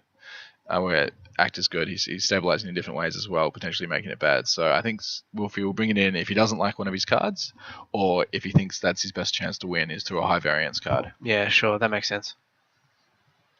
Alright, we're getting ready now. Quick card from Sasha, and Wolfie's going to look at his 7. I think he might be at 6. Oh, already? Yeah. Oh, beg your pardon. So Wolfie at 6 on the draw. And it looks like he's happy with that. And yep, so the control decks, as they like to, starting on more than 20 life, possibly on 22. Yes, this is exactly what you want. You want two dual lands that don't overlap on colors. Alright, Wolfie getting started early. Yeah. So this is Wolfie's only legitimate 2-drop. What about the Master of Pearls? Alright, coming in with them off. And so now is Wolfie going to try and trade this off? Or is he absolutely. Yeah? Absolutely. Unless he's got no other plays. Alright, King of the Morphs. Wolfie would be happy to get rid of that. Yeah. And you can see why Sasha played that one first. It's the one he's least likely to pay to flip up because it is so expensive. That's right. So Wolfie with his basics, giving all his colours. Sasha with 5 colours off 3 lands. Both players looking like they're able to cast their spells. Yeah, Sasha's in a pretty good position. So this is where Sasha is repping Killshot, but Wolfie's also seen him playing the Inspiration reprint.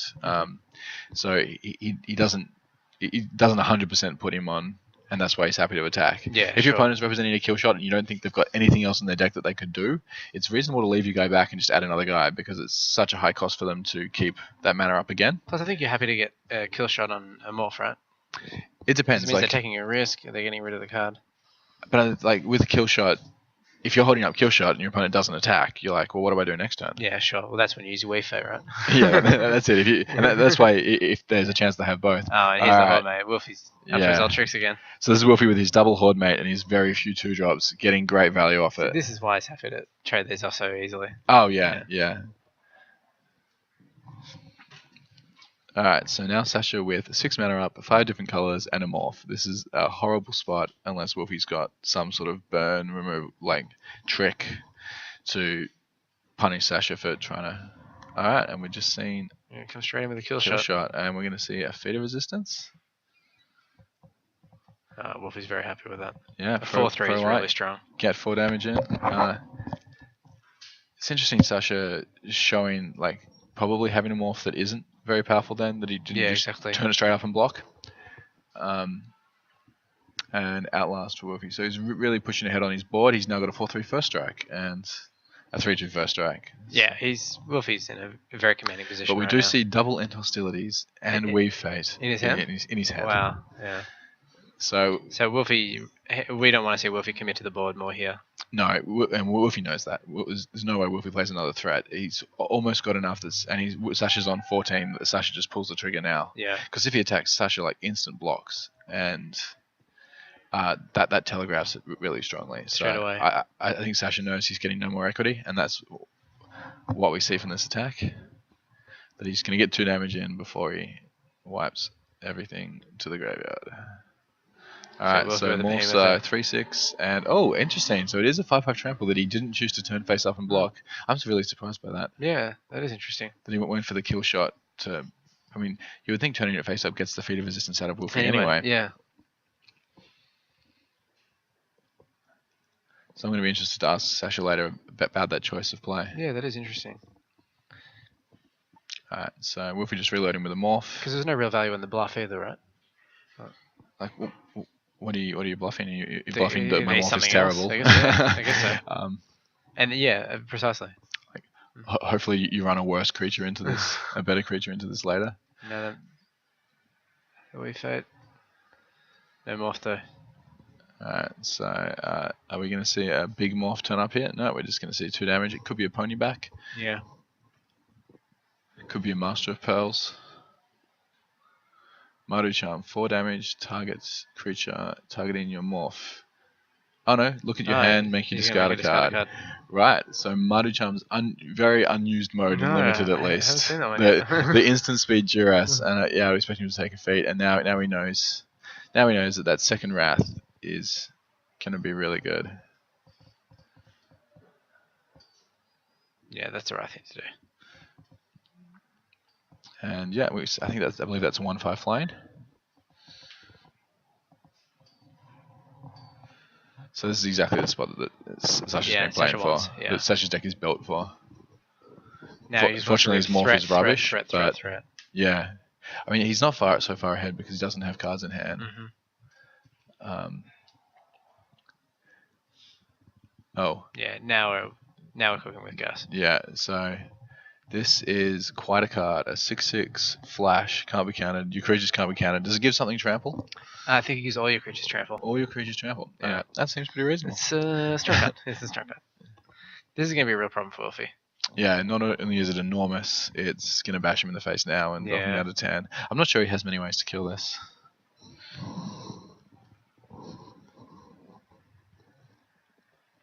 Yeah, no kill shots. Yeah, Sasha another life. Yeah, bash you for 8, put you in for 10. Yeah, I think Wolfie's got a very uphill battle here. Yeah, so like beating 1 in hostilities and limited is pretty tough. Beating 2, really tough, especially if they follow up with the bomb rare. Yeah. Oh, okay, so once again, pony back just being excellent. Bet trample.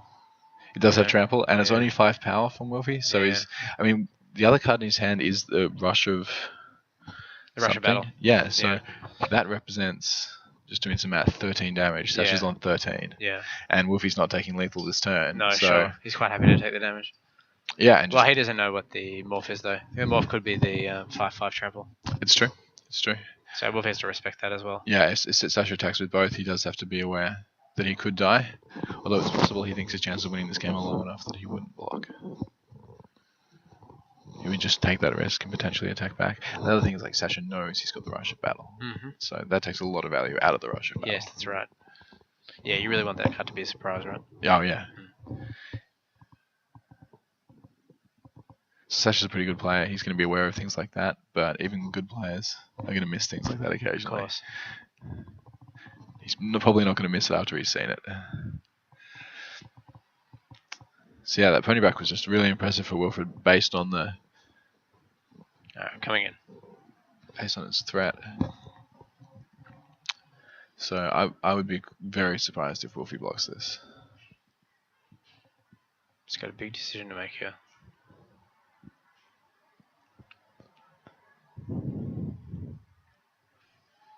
He's taking the damage. I think he just read the text, all your creatures have trample, and he's like, alright.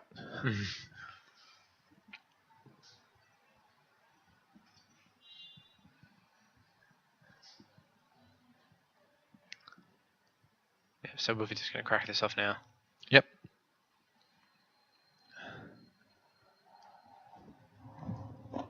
So he's going to gain some life on the swing back. Oh, with this swing, he's going to gain 4 off his pony back. I don't believe those goblins. Pony back a warrior? Yeah, it is. Great. I think. Okay, Maruchan doing 4. This is the power of the 5 toughness morphs. Oh no, I'm a 1/5. Poor Wolfie. He thought he had that one. He did, but now swing in. So now, if Sasha blocks, it's going to trade. He's probably when he has to choose to do that. He's on 13, and Wolfie's going to gain enough that Sasha can't attack back and kill him. Mm-hmm. So he can choose to trade his 1/5 for a goblin or gain the extra life by blocking the pony back. It's a tough decision. Yeah, if he blocks the pony back, he's going to drop to 4. If he blocks the other ones, he's going to drop to 3.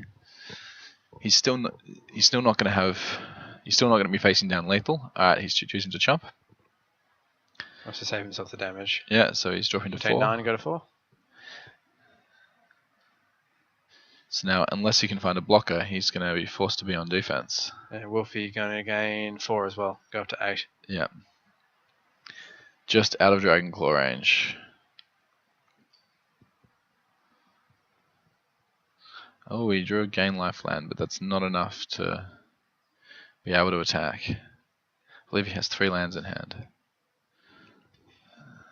This is the point where you don't want to draw a Seek the Horizons. No, that's alright.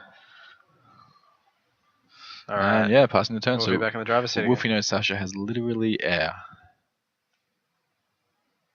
Yeah, the attack, block, go to 2. Ride down for the win. Wolfie, well done. Wow, okay. We actually saw Wolfie beat double end hostilities. It's remarkable. Yeah, it really is. He played really, really well. Yeah. He kept the cards that he needed to keep. He played the cards he needed to play. And he drew the cards he needed when he needed them. Yeah, and we saw Sasha draw quite a few lands. And yeah, really surprising victory. I was almost sure we were going to a game 3. That's fantastic. I think Wolfie's consistency is really what got him there as well. He was able to play all his spells. That's obviously a very big play. Yeah. And he had all of the right tricks when you need them as well. Yeah. We right down. Welcome back to the booth. SJB here with Dan Allen. How's it going? So we just saw some quality magic, some, in my mind, an unpredicted finish, but well. Yeah, a good one nonetheless. We're off to another PTQ final. Yeah, which is really great. It's been quite a while since the last one. I think his last one was against you, in fact. Oh, really? Did he beat me? I think he did. Okay. You were unlucky. This was a while ago. Yeah. I tend to try and forget those PTQ seconds. Sure. Yeah. They're usually pretty miserable. A couple of years since Wolfie's been in the final of a PTQ as well. Right. He's made some top 8s since then, quite a few. But yeah, I believe he's top 8 at a GP since then. That's right. Yep. Yeah, absolutely right. So yeah, this is great. Pretty unlucky for Sasha. He's going to feel like he had an excellent chance. Yeah, I really think he did after that draft. He definitely had the best deck in the pool. Yeah, and I think that was the really good matchup for him as well. Yeah, that's the matchup he really wants. Yeah, absolutely. I mean, I think he probably would have preferred to play against a green deck that couldn't aggro him out, that didn't have the synergies like we just saw. Yeah. Or just a bad deck. Or just a bad deck. Yeah. But yeah, like looking at the 2 decks, you would definitely pick him most of the time. And we saw in game 1, he. So Wolfie's going to be going into now a bug matchup, no matter what happens, right? Yeah, and he's going to have a bit of wide smiled glory in the meantime as we're experiencing. He's very, very happy to get through that one. So, but no matter who wins the other game, it's going to be a bug matchup. We're going to be seeing some big toughness creatures. We're going to be seeing a lot of creatures that are going to be able to block his stuff really easily. Yeah, we're going to see 05s. We're going to see 3/5 Death Touches. We're going to potentially see really big, really cheap things. And yeah, can we get some? Okay, looks like we're back to us. Can we get some feedback on table 2? Really like to know what's going on there. It looks like, from what we're seeing, Jens has won the first game against Tim, and it's possible that they are siding for game 2, and that's probably why we're back in the booth. Sure, and this is going to be a slow match, this one. It will. I think, like, just speculating, we probably saw the power of Jens's bigger creatures. Like, to be honest, Tim's deck isn't particularly impressive, especially when his 05s and his 3/5s aren't great. Mm-hmm. So just getting confirmation they've just finished game 1, now going into game 2.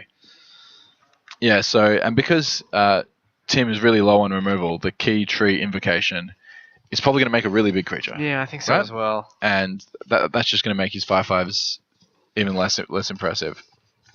Right, let's take a look at Tim Hughes' deck here. We're just going through their list now.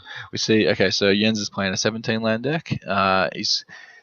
One thing we saw from him in his seal pool was the combination of Alpine, Grizzly, and Savage Punch, and he's drafted 2 of each of those. He's also drafted 2 Awaken the Bear, so he's got a lot of potential heavy hitters early on. I really like the combination of Savage Pump, Awaken the Bear, and Shrieking Invocation. Yeah, sure. So you can play the Pump spell or the Savage Punch on your guy, pumping the toughness up, play a Key String Invocation, getting something really big, and then attack with your big guy. Yeah, that's a great combo. Yeah, and also if you have a really big guy, both those cards get a lot better with that in play. Yeah. So I'm liking the synergy in Jens' deck. During construction, he didn't appear to be that happy with it, but because he's sort of resting on a card like Key Tree Invocation, he needs to make it work. Yeah. You need to have your guys not die, yeah, right? Exactly. But that's probably not so bad against Wolfie, who a lot of his removal is burn. Yeah, burn and like combat based. Yeah, you know? Yeah. Wolfie really wants to kill creatures who are blocking him, or creatures that he's blocking. Yeah. Yeah. And so if Jens is able to save a card, he can turn on his Key Tree Invocations. That's right. We've also seen a Murderous cut from Jens, which is one of the absolute premium cards of the format. It really is, right? Yeah, the fact that instant speed removal, and because of its delve cost, it can be cast for so little mana. Yeah. It's really hard to play around. That's exactly right. Are you taking it first pick when you get a chance? Oh, absolutely. Yeah? Yeah. That and a Triland is really tough. Sure. Interesting. And I'd probably talk to some players better than me to find out an answer to that. Sure. I'd probably take Murderous Cut. Interesting. Over a Triland. Yeah. I don't think good removal is always hard to come by, right? Yeah, and it is the best. So there are very few cards in the format I'd take over Murderous Cut. Interesting. And the Delve combos really well with Key Tree Invocation because you're getting cards in your graveyard for free. Yeah. So great. I've seen quite a lot of synergy here. It's going to be interesting to see how it plays out. He's up a game, and I think his deck looks quite a bit better than Tim's. I think it's better than Tim's. Which, based on our speculation, means Tim's going to win easily. I think that Jens has action, Tim's deck is really waiting for his opponent to do something. Jens is really doing something. Yeah, Tim's deck's truly defensive. Yeah. I think Tim's deck would be happy to play against Wolfie's. Yeah, I think so as well. Yeah. I think if we're planning out your perfect Sultai deck, it'd be pretty similar to what Jens is playing as well. Yeah, he's actually straight black-green. Oh, so yeah. Maybe if you don't like the blue spells and you want a Sultai deck, this is the one for you. But yeah, it's interesting. Sure. We've seen quite a lot of 2-color decks. Yeah. Going on here. Yeah, he's running 9 forests, 8 swamps. No dual lands. No splash at all. Wow. No splash. It's good if you can get it, right? Yeah. So once again, we see that should be tapped, of course. There we go. A little bit of acceleration for Tim, which we talked about earlier. So because Jens didn't have a 2-drop, he's happy to just get that guy away and have all his colors going.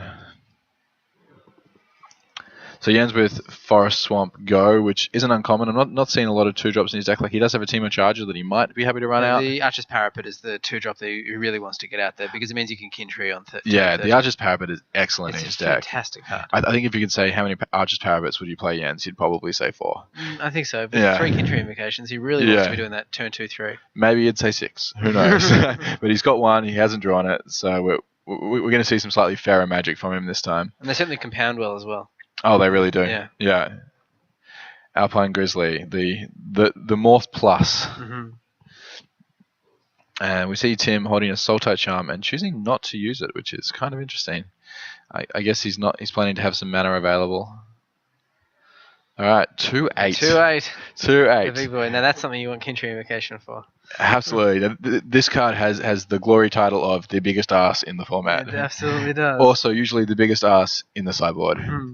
It's not a card I see a lot of main decks, and Tim's seems to be going pretty deep for his creatures. I think the only time you ever want it is in a deck like this. It's where you really just want to put an absolute stop on your opponent while you just get ready to play. Yeah, you need some genuine removal to get rid of this guy because biggest ass in town. You're not going to burn it, and you're not going to make the creature bigger. Combat tricks are pretty unlikely. We need to see double Savage Punch from Jens to get this guy out of the way. That's right. Or the only other one I can think of is the Become Immense, which Jens of course doesn't play. Oh. I think so anyway. He's actually playing Become Immense. Really? Yes. We might see that. Become Immense, because that Kin Tree Invocation is the nut. That would be really big. He needs a couple of cards in graveyard or a couple more lands to have that this turn. But it's something to look for later in the game. Wow, is he actually going for double Savage Punch? He's got the 6/4. Just make a 4/4? 4/4. That seems pretty bad. It seems odd. Yeah. And were he to attack with the 6/4, it could trade. Yeah. I would expect to see him attack here, but I would also expect to see... Like, Tim's got an interesting choice here. Like, he can take 6 and still have the best creature in play. Exactly right. Like, nothing's getting through him. Yeah, like, Jens has just paid 2 cards to get a 4/4. Exactly, so why not just to do some 6? damage? Yeah, Tim's not silly. He's just taking 6. Yeah, so... I think that might have been a misplay by Jens. Yeah, it's hard without knowing the exact contents of his hand. Of course. Like, if he's got a couple of those invocations in hand... He's got Awaken the Bear in his hand, on. I can see. Oh, okay, that's really interesting then. Because Awaken the Bear doesn't get either of these guys through. Especially in the face of a lot of mana up. No. Yeah, that 2/8 is so big. So big. So we're seeing the power of a card that I would hopefully never put in my deck. Yeah. I think this is the sort of card that Paddy would like. I think he is a fan. Yeah. He'll give you an excuse, like he can block Morphs forever. I think there was a 5-mana 2/6 in a previous format. Maybe that was Theros that he liked more than every other man alive. Are you a big fan of blocking, generally speaking? I'm a bit of a coward. Yeah, sure. I can't generally block very well. And if you're blocking, then I don't know. Like, I don't mind playing defense, but I'd rather play it with spells. Sure, I get that.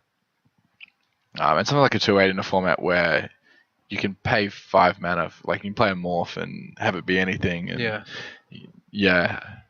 5 mana is also a critical turn where you're representing your morphs being really good, or you're flipping up a really good morph. So spending it on that is kind of interesting. Ooh, yeah, Sidisi. Sidisi. Now that is the best card in Tim's deck. Except I think it's gotta be, right? Yeah.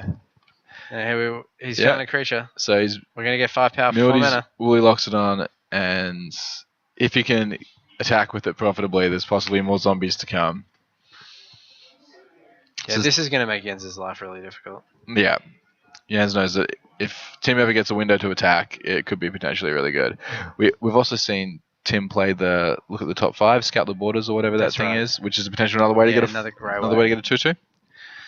All right, and we've seen 0/4 Outlast. I think he's playing this guy mainly because of his invocations, but also because the card's just pretty reasonable. Ooh, Force Away. And that's a perfect way to put that out. Yeah, so that's a card that is pretty good. You're generally happy to play a bounce spell in a format like this. It's literally the best time you can have it as a contributing token. When it's genuine removal, especially that they've spent 2 cards to get. Yeah, that's so good. Yeah. So Tim's in a really good spot on the back of the series of plays there. And we're seeing another removal spell here for the Alpine Grizzly, and it looks like Sidisi is going to be able to attack.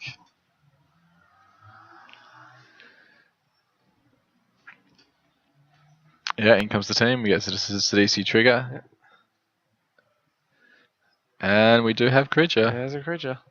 So yeah, Tim just power plays, removal. Leverage my mythic rare, do you 4, get a board. And Jens is solely on the back foot. Now, the DC, I believe, was passed to Tim as well. I'm just going to check my notes here. He certainly didn't take it first, I know that. It's 3 color, it's not a morph, so unless you're actually in that, it's pretty hard to take, especially if it's later in the draft. Oh, you know what? I beg your pardon. He took it first pack, first pick. Oh, wow, okay. He really committed early to that. He did, and that's an interesting pick. Yeah, absolutely. Yeah. Do you remember if there's anything great in that pack? I can tell you the other things that I noted from that pack were the Teamer... Triland? No? The Teamer Morph creature, the 5/5 Trample. Okay. Yep, and the Mardu Charm. It was the only cards that were really strong in that pack were all 3 colors. Right. Yeah, I guess Sidisi is the best of the 3. the standout in that case. Yeah, maybe there was also like a Monastery Flock in there. No, that might have been a better card. Yeah, but it's hard to say. I think I'd take Sidisi, even if it's in my sideboard. I'm happy for the chance to play it. Yeah, I'd take a Triland over it. I'd probably take a removal spell over it. I might take a Dual Land over it, but I'm going to take it over a lot of threats. Yeah, sure. I mean, as long as you get that first zombie, it's straight away worth it, right? If your deck's good, the card is brilliant. Yeah. And if your opponent's stalled, the card is very good. And otherwise, it's like probably 5 power for 4 mana. Yeah, sure. Like, its downside isn't very low. It's just hard to cast. We're going to see... he's been holding that the whole game. Just refusing to use his charm, and we just see him get another blowout, and that's surely going to win him the game. So... You take 6, go down to 10. 2-for-1s, mana efficient plays with your Sidisi in play. Really great. Yeah.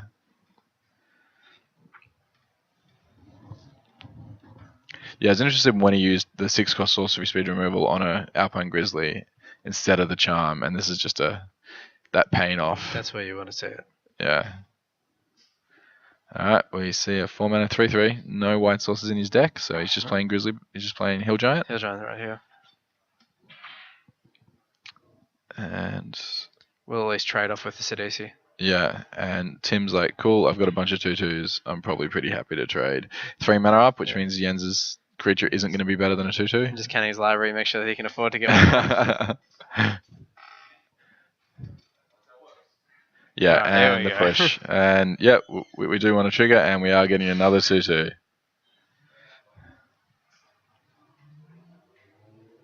Tim in a commanding position here. Yeah. It would take quite a series of spells for Jens to get out of this one. What do you know about Jens? That's not a man I've met before. Yeah, so he's pretty much as old school as Magic gets. Right. He's from Canberra. I've drafted his house. He used to run the Dharma League, which is a regular weekly draft. Just getting guys over, having some beers, playing some Magic. He goes to pre-release. He's a really nice guy. Great. Yeah, sort of mainstay of the Canberra Magic community, and he travels fairly often. Yeah. And you play at the top level? He doesn't have great results in this sort of level of events in the past.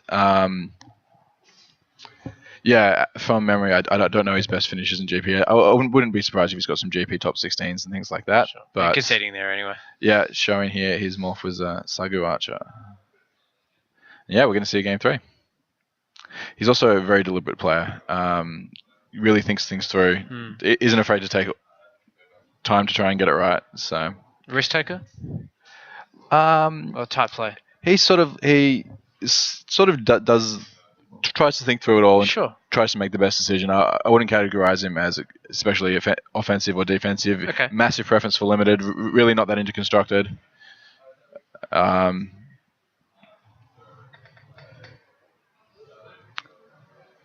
Yeah, so, okay, we're seeing playing siding for game 3, and we just see Tim Hughes pull out a banner. How do you feel about banners, Sammy? I'm not a huge fan of banners. I haven't cast one yet. No? Have you had one in your deck? I've never had one in my deck. That's probably why you haven't cast one. I think I've done, at this point, probably around 30 seals. Yep. And maybe 40 or 50 drafts. Yep. I've played 0 banners. Well, I've done a lot less, but haven't played. Wouldn't like to play. Equal number of banners. I was talking to Wilfie earlier. The turn where my opponent plays a banner, I'm screaming inside. I'm so happy that they've spent their whole turn playing a card that does nothing. It's the morph turn. It just makes no sense whatsoever. In a format where turn 3 is so important that you get a 2/2 down. And like having 5 mana is great if you have a morph. Exactly. So getting to turn 5 mana on turn 4. Yeah, the fact that there's no 1 mana ramp creature in this format means there's just no time to play a morph. There's no time to play a banner and a morph. No time to play a morph and banner. Yeah. So your mana's got to be pretty horrible for you to want to play a banner, and I think in that place you should probably just have drafted better or play some less colors. I just don't. People trying to convince me all the time. I just don't see the deck that wants a banner. No. I don't get it. I mean, Don Van Rosenwaj, which we, obviously very respectful of, but again, very big fan of banners. Which is and I mean, he is a limited master. Probably the best at limited in the country. Would you say? Possibly one of the best in the world. Remarkable. Yeah, and he's a fan of banners. So I guess Sammy and I are sitting here, never having played one, never having wanted to play one, celebrate when our opponents do, but a player a lot better than us they're not so bad. Swear by them. He says specific colours, to be fair. He says that the Abzan one in particular he thinks is good. Okay. But the more aggressive decks absolutely don't want them. Yep. But still, the fact that he can find a concession for any of them is just beyond me. If my deck's not aggressive, it's probably got 8 to 9 morphs in it. Yeah, exactly. I'm just jamming as many morphs as I can. I haven't got time for banners in my deck. Yeah. So we see Tim siding one in. I don't really understand the preference of siding one as well. Mm-hmm. But I guess he might draw it. He might think that the game's going to go long. Yeah, I don't know. Maybe he's just it's just not important for me to have a 3-drop, or maybe he's cut one of his Wayfinder blue thingies 0/3s for it. Yeah, sure. The Embodiment of Spring. Maybe he's cut one of those for it. and he's just like, my mana's going to be just as good, but I'm not going to have this shitty O3 that doesn't do anything. Yeah, sure. But yeah, I mean, I'm just bewildered. It's remarkable. I can't explain it. Alright, so we're going to presenting, and yeah, we're going to have Jens on the play here for game 3. That turn 4 Savage Punch Kettering Invocation was awful. Yeah. Well, I mean, it wasn't turn 4. Was it turn 4? Yeah, it was turn 4 on the 2-8. Right. So he choosing to get 6 damage in and use 2 cards to make a 4-4. Yeah. That's where the game sort of went pretty tough for him. He didn't really have a lot of gas after that. Do you think he felt like he really needed to do that, or do you think it was just? I think it was this 2-8 was stressing him out. Yeah. And he was like, and his Kettering Invocation with only a 2 toughness creature, he was just like, this isn't going to be any good. No. So I'm just going to take an opportunity to get a bunch of damage in and make a guy. Yeah. But just don't agree with that play. In a slow matchup, I can't see that as being the right way to go. I mean, he knows. Who knows what he was thinking at the time? Yeah, I mean, and we don't even know his exact hand at the time. Exactly. But yeah, that 2-8 was spectacular for Tim Hughes. Yeah, I think so as well. Yeah, so we see a really good mana and an embodiment of Spring. Sort of what we've been seeing all along. Tim's mana is really good, and he's got extra fixing. And soon he might have a banner. And, okay, Alpine Grizzly. Better than a banner. Yeah, Jens' card of the tournament. Yeah. Doesn't interact with He does have a banner in his hand. It might be really? cast. No. Is that a banner? No, it's not. Oh, I'm so excited. So once again, looking at the Savage Punch, but in this time, all it gets him to do is sack his creature. Yeah, which he's going to do anyway as soon as he attacks. This is a lot better play if you're going to go Savage Punch Invocation. Yeah, I think so. But it still doesn't feel great. No, it's not what you want to be doing, right? No. I think you'd rather pretty much play any magic card at this just point. Anything. Both plays tanking here.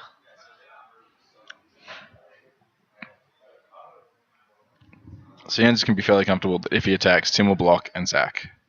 Oh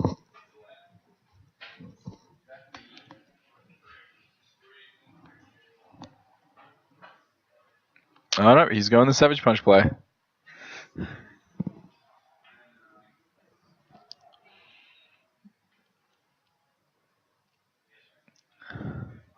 So we're going to see Jens attack for 6. It is big. You think Jens is trying to be the beatdown this one? Yeah, I mean, there's no 2-8 holding him off like it was last time. Yeah, it's certainly not going to be Tim in that position anyway. Yeah. I think Tim's deck might be the beatdown on turn 10 when his opponent has no cards. No creatures. And Invocation? Yep, alright. We've got his combo. And attack for 6. So Tim's dropping to 15. So this is a much better spot for Jens than last game. Like those 2 creatures with no 2-8 in play is actually representing a really good clock. I think we're going to see Tim play possibly a Sidisi. I can't see all the cards in his hand, but Sidisi, and I think he might have a... Does his deck have a Murderous Cut? No, it doesn't, so I'm looking at some other black card. There's Sidisi. Yeah, so this is where he's really hoping to hit. Oh, and he misses. You see last game he hit every single time, and now when he really needs to hold off the Alpine Grizzly, it's just air.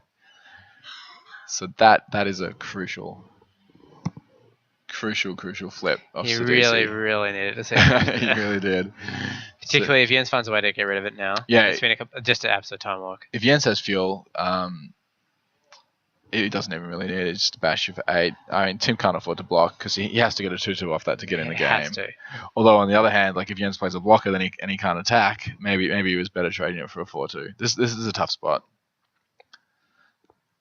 So we see an Abomination and we see a 6-mana 6/5. Is it after Parapet, the second one?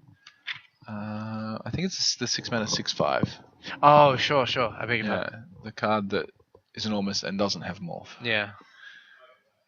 Alright, he's wearing it. He is down to 7. Now, Risk taker. Does Jens have a follow-up? A follow-up would pretty much make it very difficult. Alright, I think we're going to have...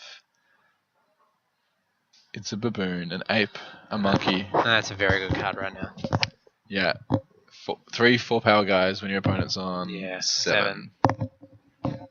Yeah, this is a really tough spot. So that was like the worst possible outcome for Tim. Tim's like wishing he traded for an Alpine Grizzly at this point. Yeah, now he does. Yeah.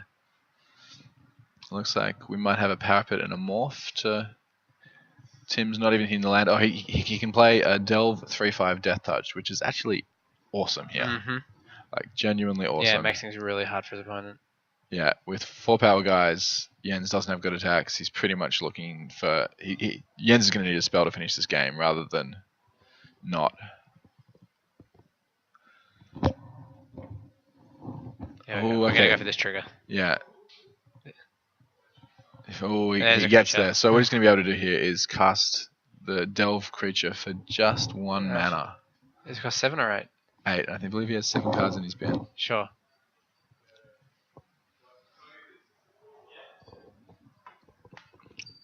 So if Jens has any sort of read here, he's going to block. Should be blocking. It's sort of a tough read to make because losing a 4/4 is such a big thing when your opponent's so near to dead. Yeah.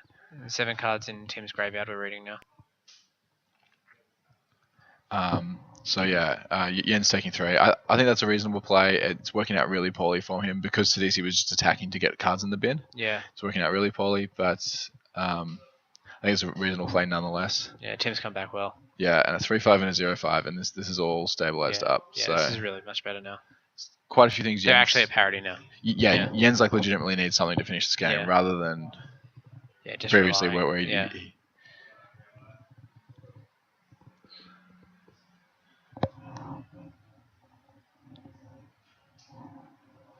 Alright, a Parapet of his own. 7 turns away. And nothing, yeah, so Tim really stabilizing in quick fashion, just when he needed to. Yeah, that's right. I suppose that's one of the good things about his deck, is that he has these high impact creatures that he can just pull off. Yeah, these creatures that I like strongly underrating, like 2/8, 3/5 Death Touch, both cards that I wouldn't even think of putting in my deck. This is the only real time that you want them. He happens to have them now. Yeah, the combination of their stats and this format just being like really, really impressive. Just happen to fit, yeah. Yeah, there are formats where they would actually be unplayable. Oh, absolutely. Yeah. Most formats. And I thought they were unplayable in this format because everyone has big creatures. Yeah, but it's just they're just kind of the right size. They just fit. Yeah.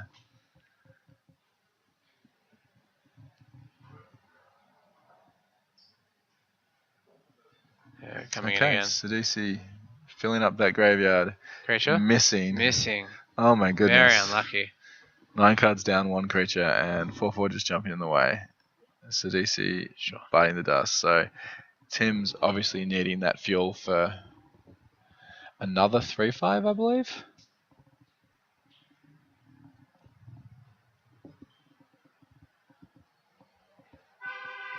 Let's go again. Yeah. That's going to make things really hard for Jens.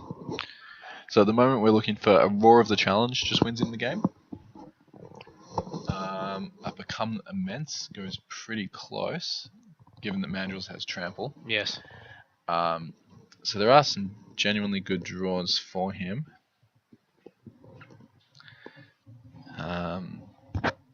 Murderous Cut's not even that great. No, he really doesn't want to see that now. Yeah. So a Kintree Invocation would make a 0/5, which would be pretty good. Alright, we're seeing a 3 mana morph. As most of them are. And a 6th land. So he's got his Parapet active. It is going to chip away at it. Tim doesn't have great attacks. Like we're getting pretty close to one of those 3/5s getting in, given that he's got a handful of gas. Those Archer's Parapets are going to be doing a lot of work now. Yeah. Alright, so we've seen Abomination. Abomination. Abomination. Yeah, which is going to be really good. And an Embodiment of Spring. Both the bodies.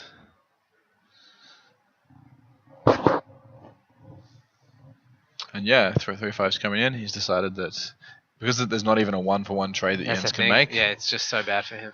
He's just gonna surely he just wears 3.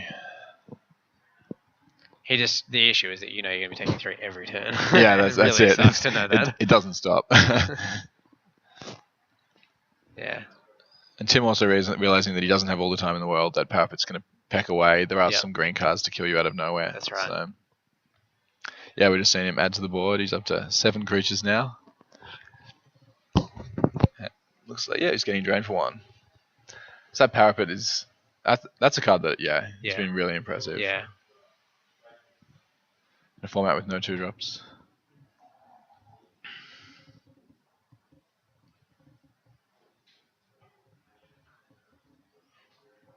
Alright, so Yen's deep in the tank.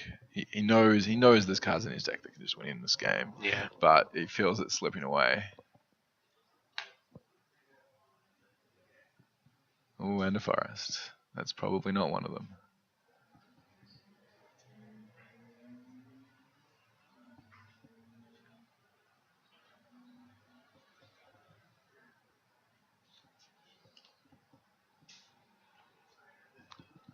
So once again, Tim with an absolute handful of gas.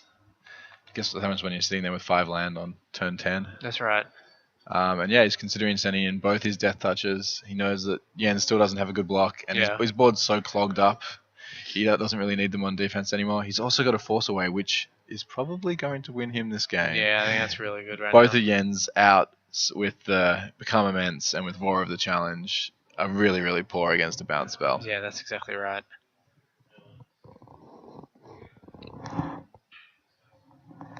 Yeah, so Tim deciding how conservative to be here. Personally, I would definitely attack with both, but that's more my style. Yeah, so taking the really conservative route here. Alright, he's tanking. If he were to attack back, what would I do? Oh, I would do this? That's pretty good. Definitely. Yeah. I will attack with both. There we go. Took him a little while, but he got there.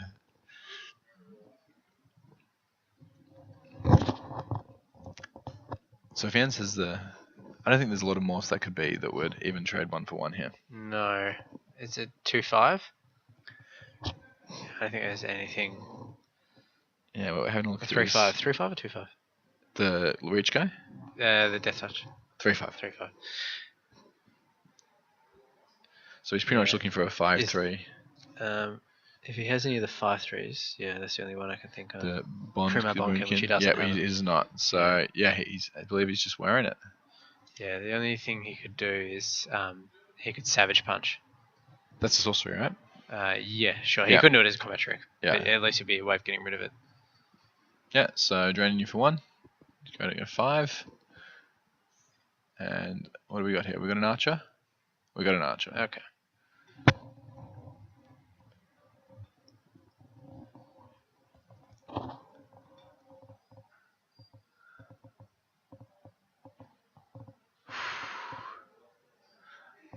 I almost don't want him to draw it just because he's going to be so disappointed when it doesn't work. Yeah.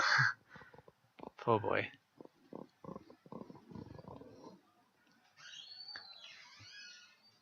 His Archer's Parapet's just doing amazing work. Yeah, and now they're coming back. Drop you to 7, drop you to 6, and really you're going to have to start blocking some 3/5s. Absolutely. It's like now if you don't block both, my Parapets are going to kill you quickly anyway. Right.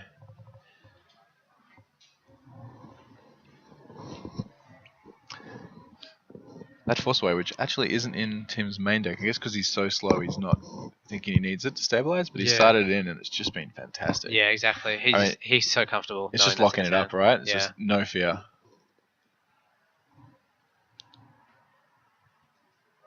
Here we go. Yeah, so a lethal attack. You're going to have to make some really bad blocks here. This is the big turn.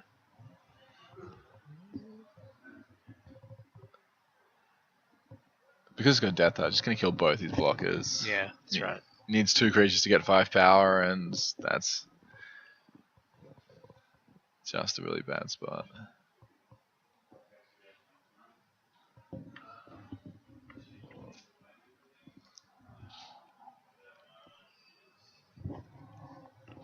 Both players really tanking here. Yen's working out which of these horrible blocks is not quite as bad as the others. Yeah. What's the most optimal bad block? So I'm in a really bad spot, but where's the light? Unfortunately, Force Away is blocking that light. Yeah, it is.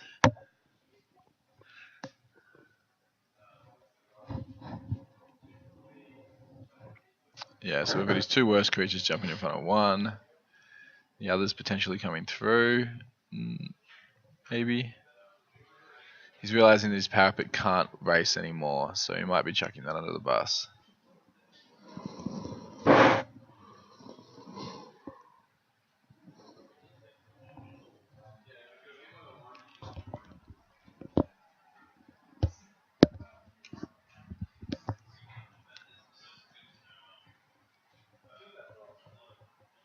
Big decisions to make.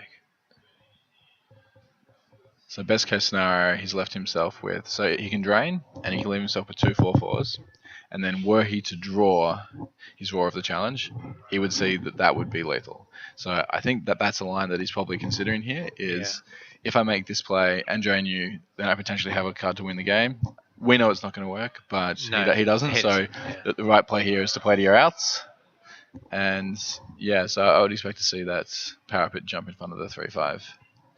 Drain, go to the graveyard.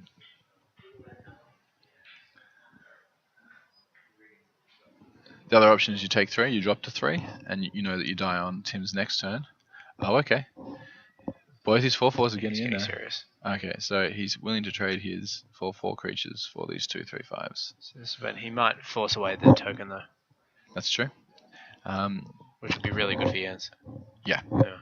I mean, kind of. Jens is still going to have no board. Yeah, no creatures, so what's the difference? Yeah. I mean, if Jens has Murderous Cut. Yeah, here we go. Force away your token. Now, if Jens has Murderous Cut. Nope. Alright. I think that was a pretty loose play by Tim. Yeah. Like, look at Tim's board. Tim has power. He's got the power pits. You know he can race. And a 1/1 regenerator added to this board. Alright, so Tim's going to drop to 4. Jens is going to untap. Hopefully find a way to not die on the following attack. I think he's looking at 2 lands. He's got them in this scoop phase. No, alright. Oh, hello. It's actually a real card. That's 1 damage off killing. Yeah. 1 damage off. So this is a 3 mana 2/2 that when a creature with 4 toughness you control dies, you gain 2 life, they lose 2 life, and 3 mana sack it, another creature you control, put a counter on it. Yeah, a lot of decks being built around this one as well. Noticing a lot of people taking it early. Yeah, big toughness creatures like the Parapet are perfect for it. Yeah. And Parapet can drain Tim to 3, sack it, drain him to 1. Jens can go back up to 8. Yeah. So if Tim isn't able to kill Jens this turn, then yeah, Jens actually has lethal. Tim's just if he's able to kill both of his creatures. Put it down to 5. Yeah. Unfortunately for Jens, Tim is able to make him actually at least lose his creatures. Yeah, that's right.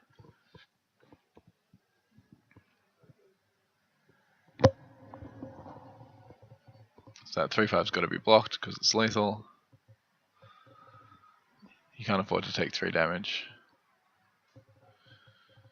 And there's no way he can block 2, so he's going to have to attack his Parapet just to stay alive. And then I guess you could draw a 4 toughness creature. Yes. It's a big ask. There aren't too many in the deck. Not ones he hasn't already played. Yeah, you could see another Kintry Invocation. Yeah. Does it get 2 counters or 1 counter? It gets 1 counter. So he's going to lose his Parapet in this attack. Yeah, he is. And he's just going to have a 3 toughness guy. Yeah, that's a good point.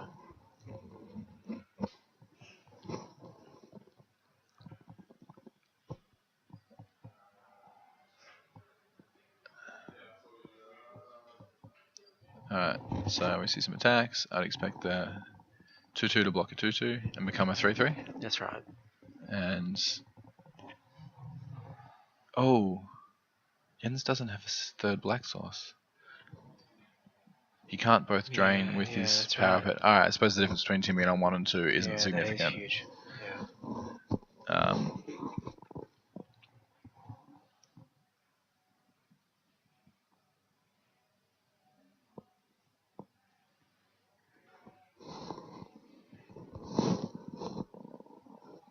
Jens is in a lot of trouble here.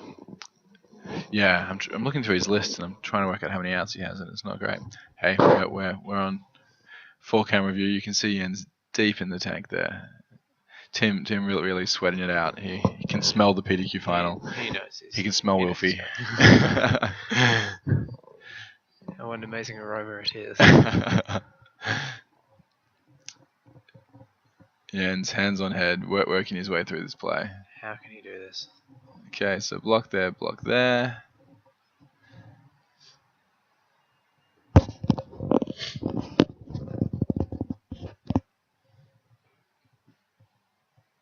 If that morph has more than 2 power, this game is over.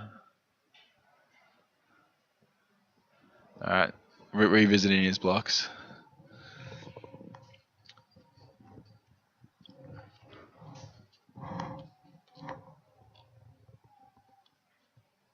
And yeah, there we go. That looks like pretty reasonable blocks. If that morph has more than 2 power, then he's dead anyway, so he may as well. That's right. Lose his creature to it.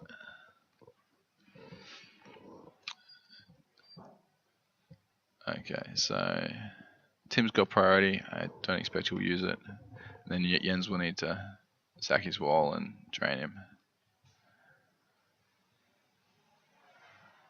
Alright, looks like it's back on Jens.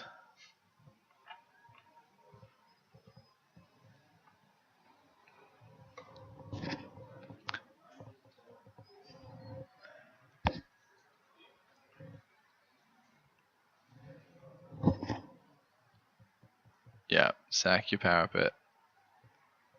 Drain you to 2. 2 plays 7.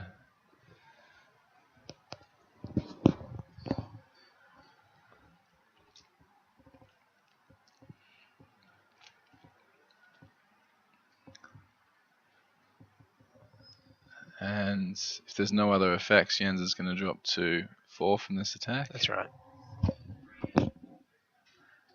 Looks like we have the morph turning up, and it is an abomination, which is a 3/4.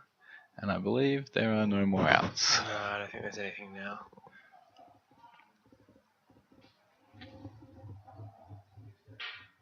Jens dropping to 4. There's no green fireball, is there? Yeah, there's no green fireball. Only windstorm. That's not going to do it. And yeah, there we go. That's the handshake. Congratulations, Well, Tim that's Hughes, taking that semi-final. That was a pretty cool game. Yeah, really cool game. Yeah, we saw Jens way ahead with a 4/4 force facing down 7 life, and Tim just stabilizing in real fashion with some 3/5 death touches. Yeah, a lot of back and forth there. Yeah, it's Sidisi missing and it not really mattering because he's filling up the graveyard for That's right. delves. So welcome back to the booth. So we're going to be getting ready now for a sneak show versus sneak and show final, which is really exciting. Yeah, it's great. So we're going to see a sneak and show player representing Australia in Washington DC, joining Sam Loy and that's right. Yeah, a couple of other good players. Maitland Cameron as well. Maitland Cameron, yeah. So yeah, the team really representing. Yeah, it's fantastic. This is, I believe, Tim has not been to the Pro Tour, so this is probably the closest he's been. He might have been here before, yeah, but that's right. I don't believe he's made a final of a PTQ before, and I know certainly Wilfie hasn't made, as I said before, the final in quite a while since he won 2 years ago. Yeah, so it's very exciting for both of them. Yeah, both these players must be thrilled.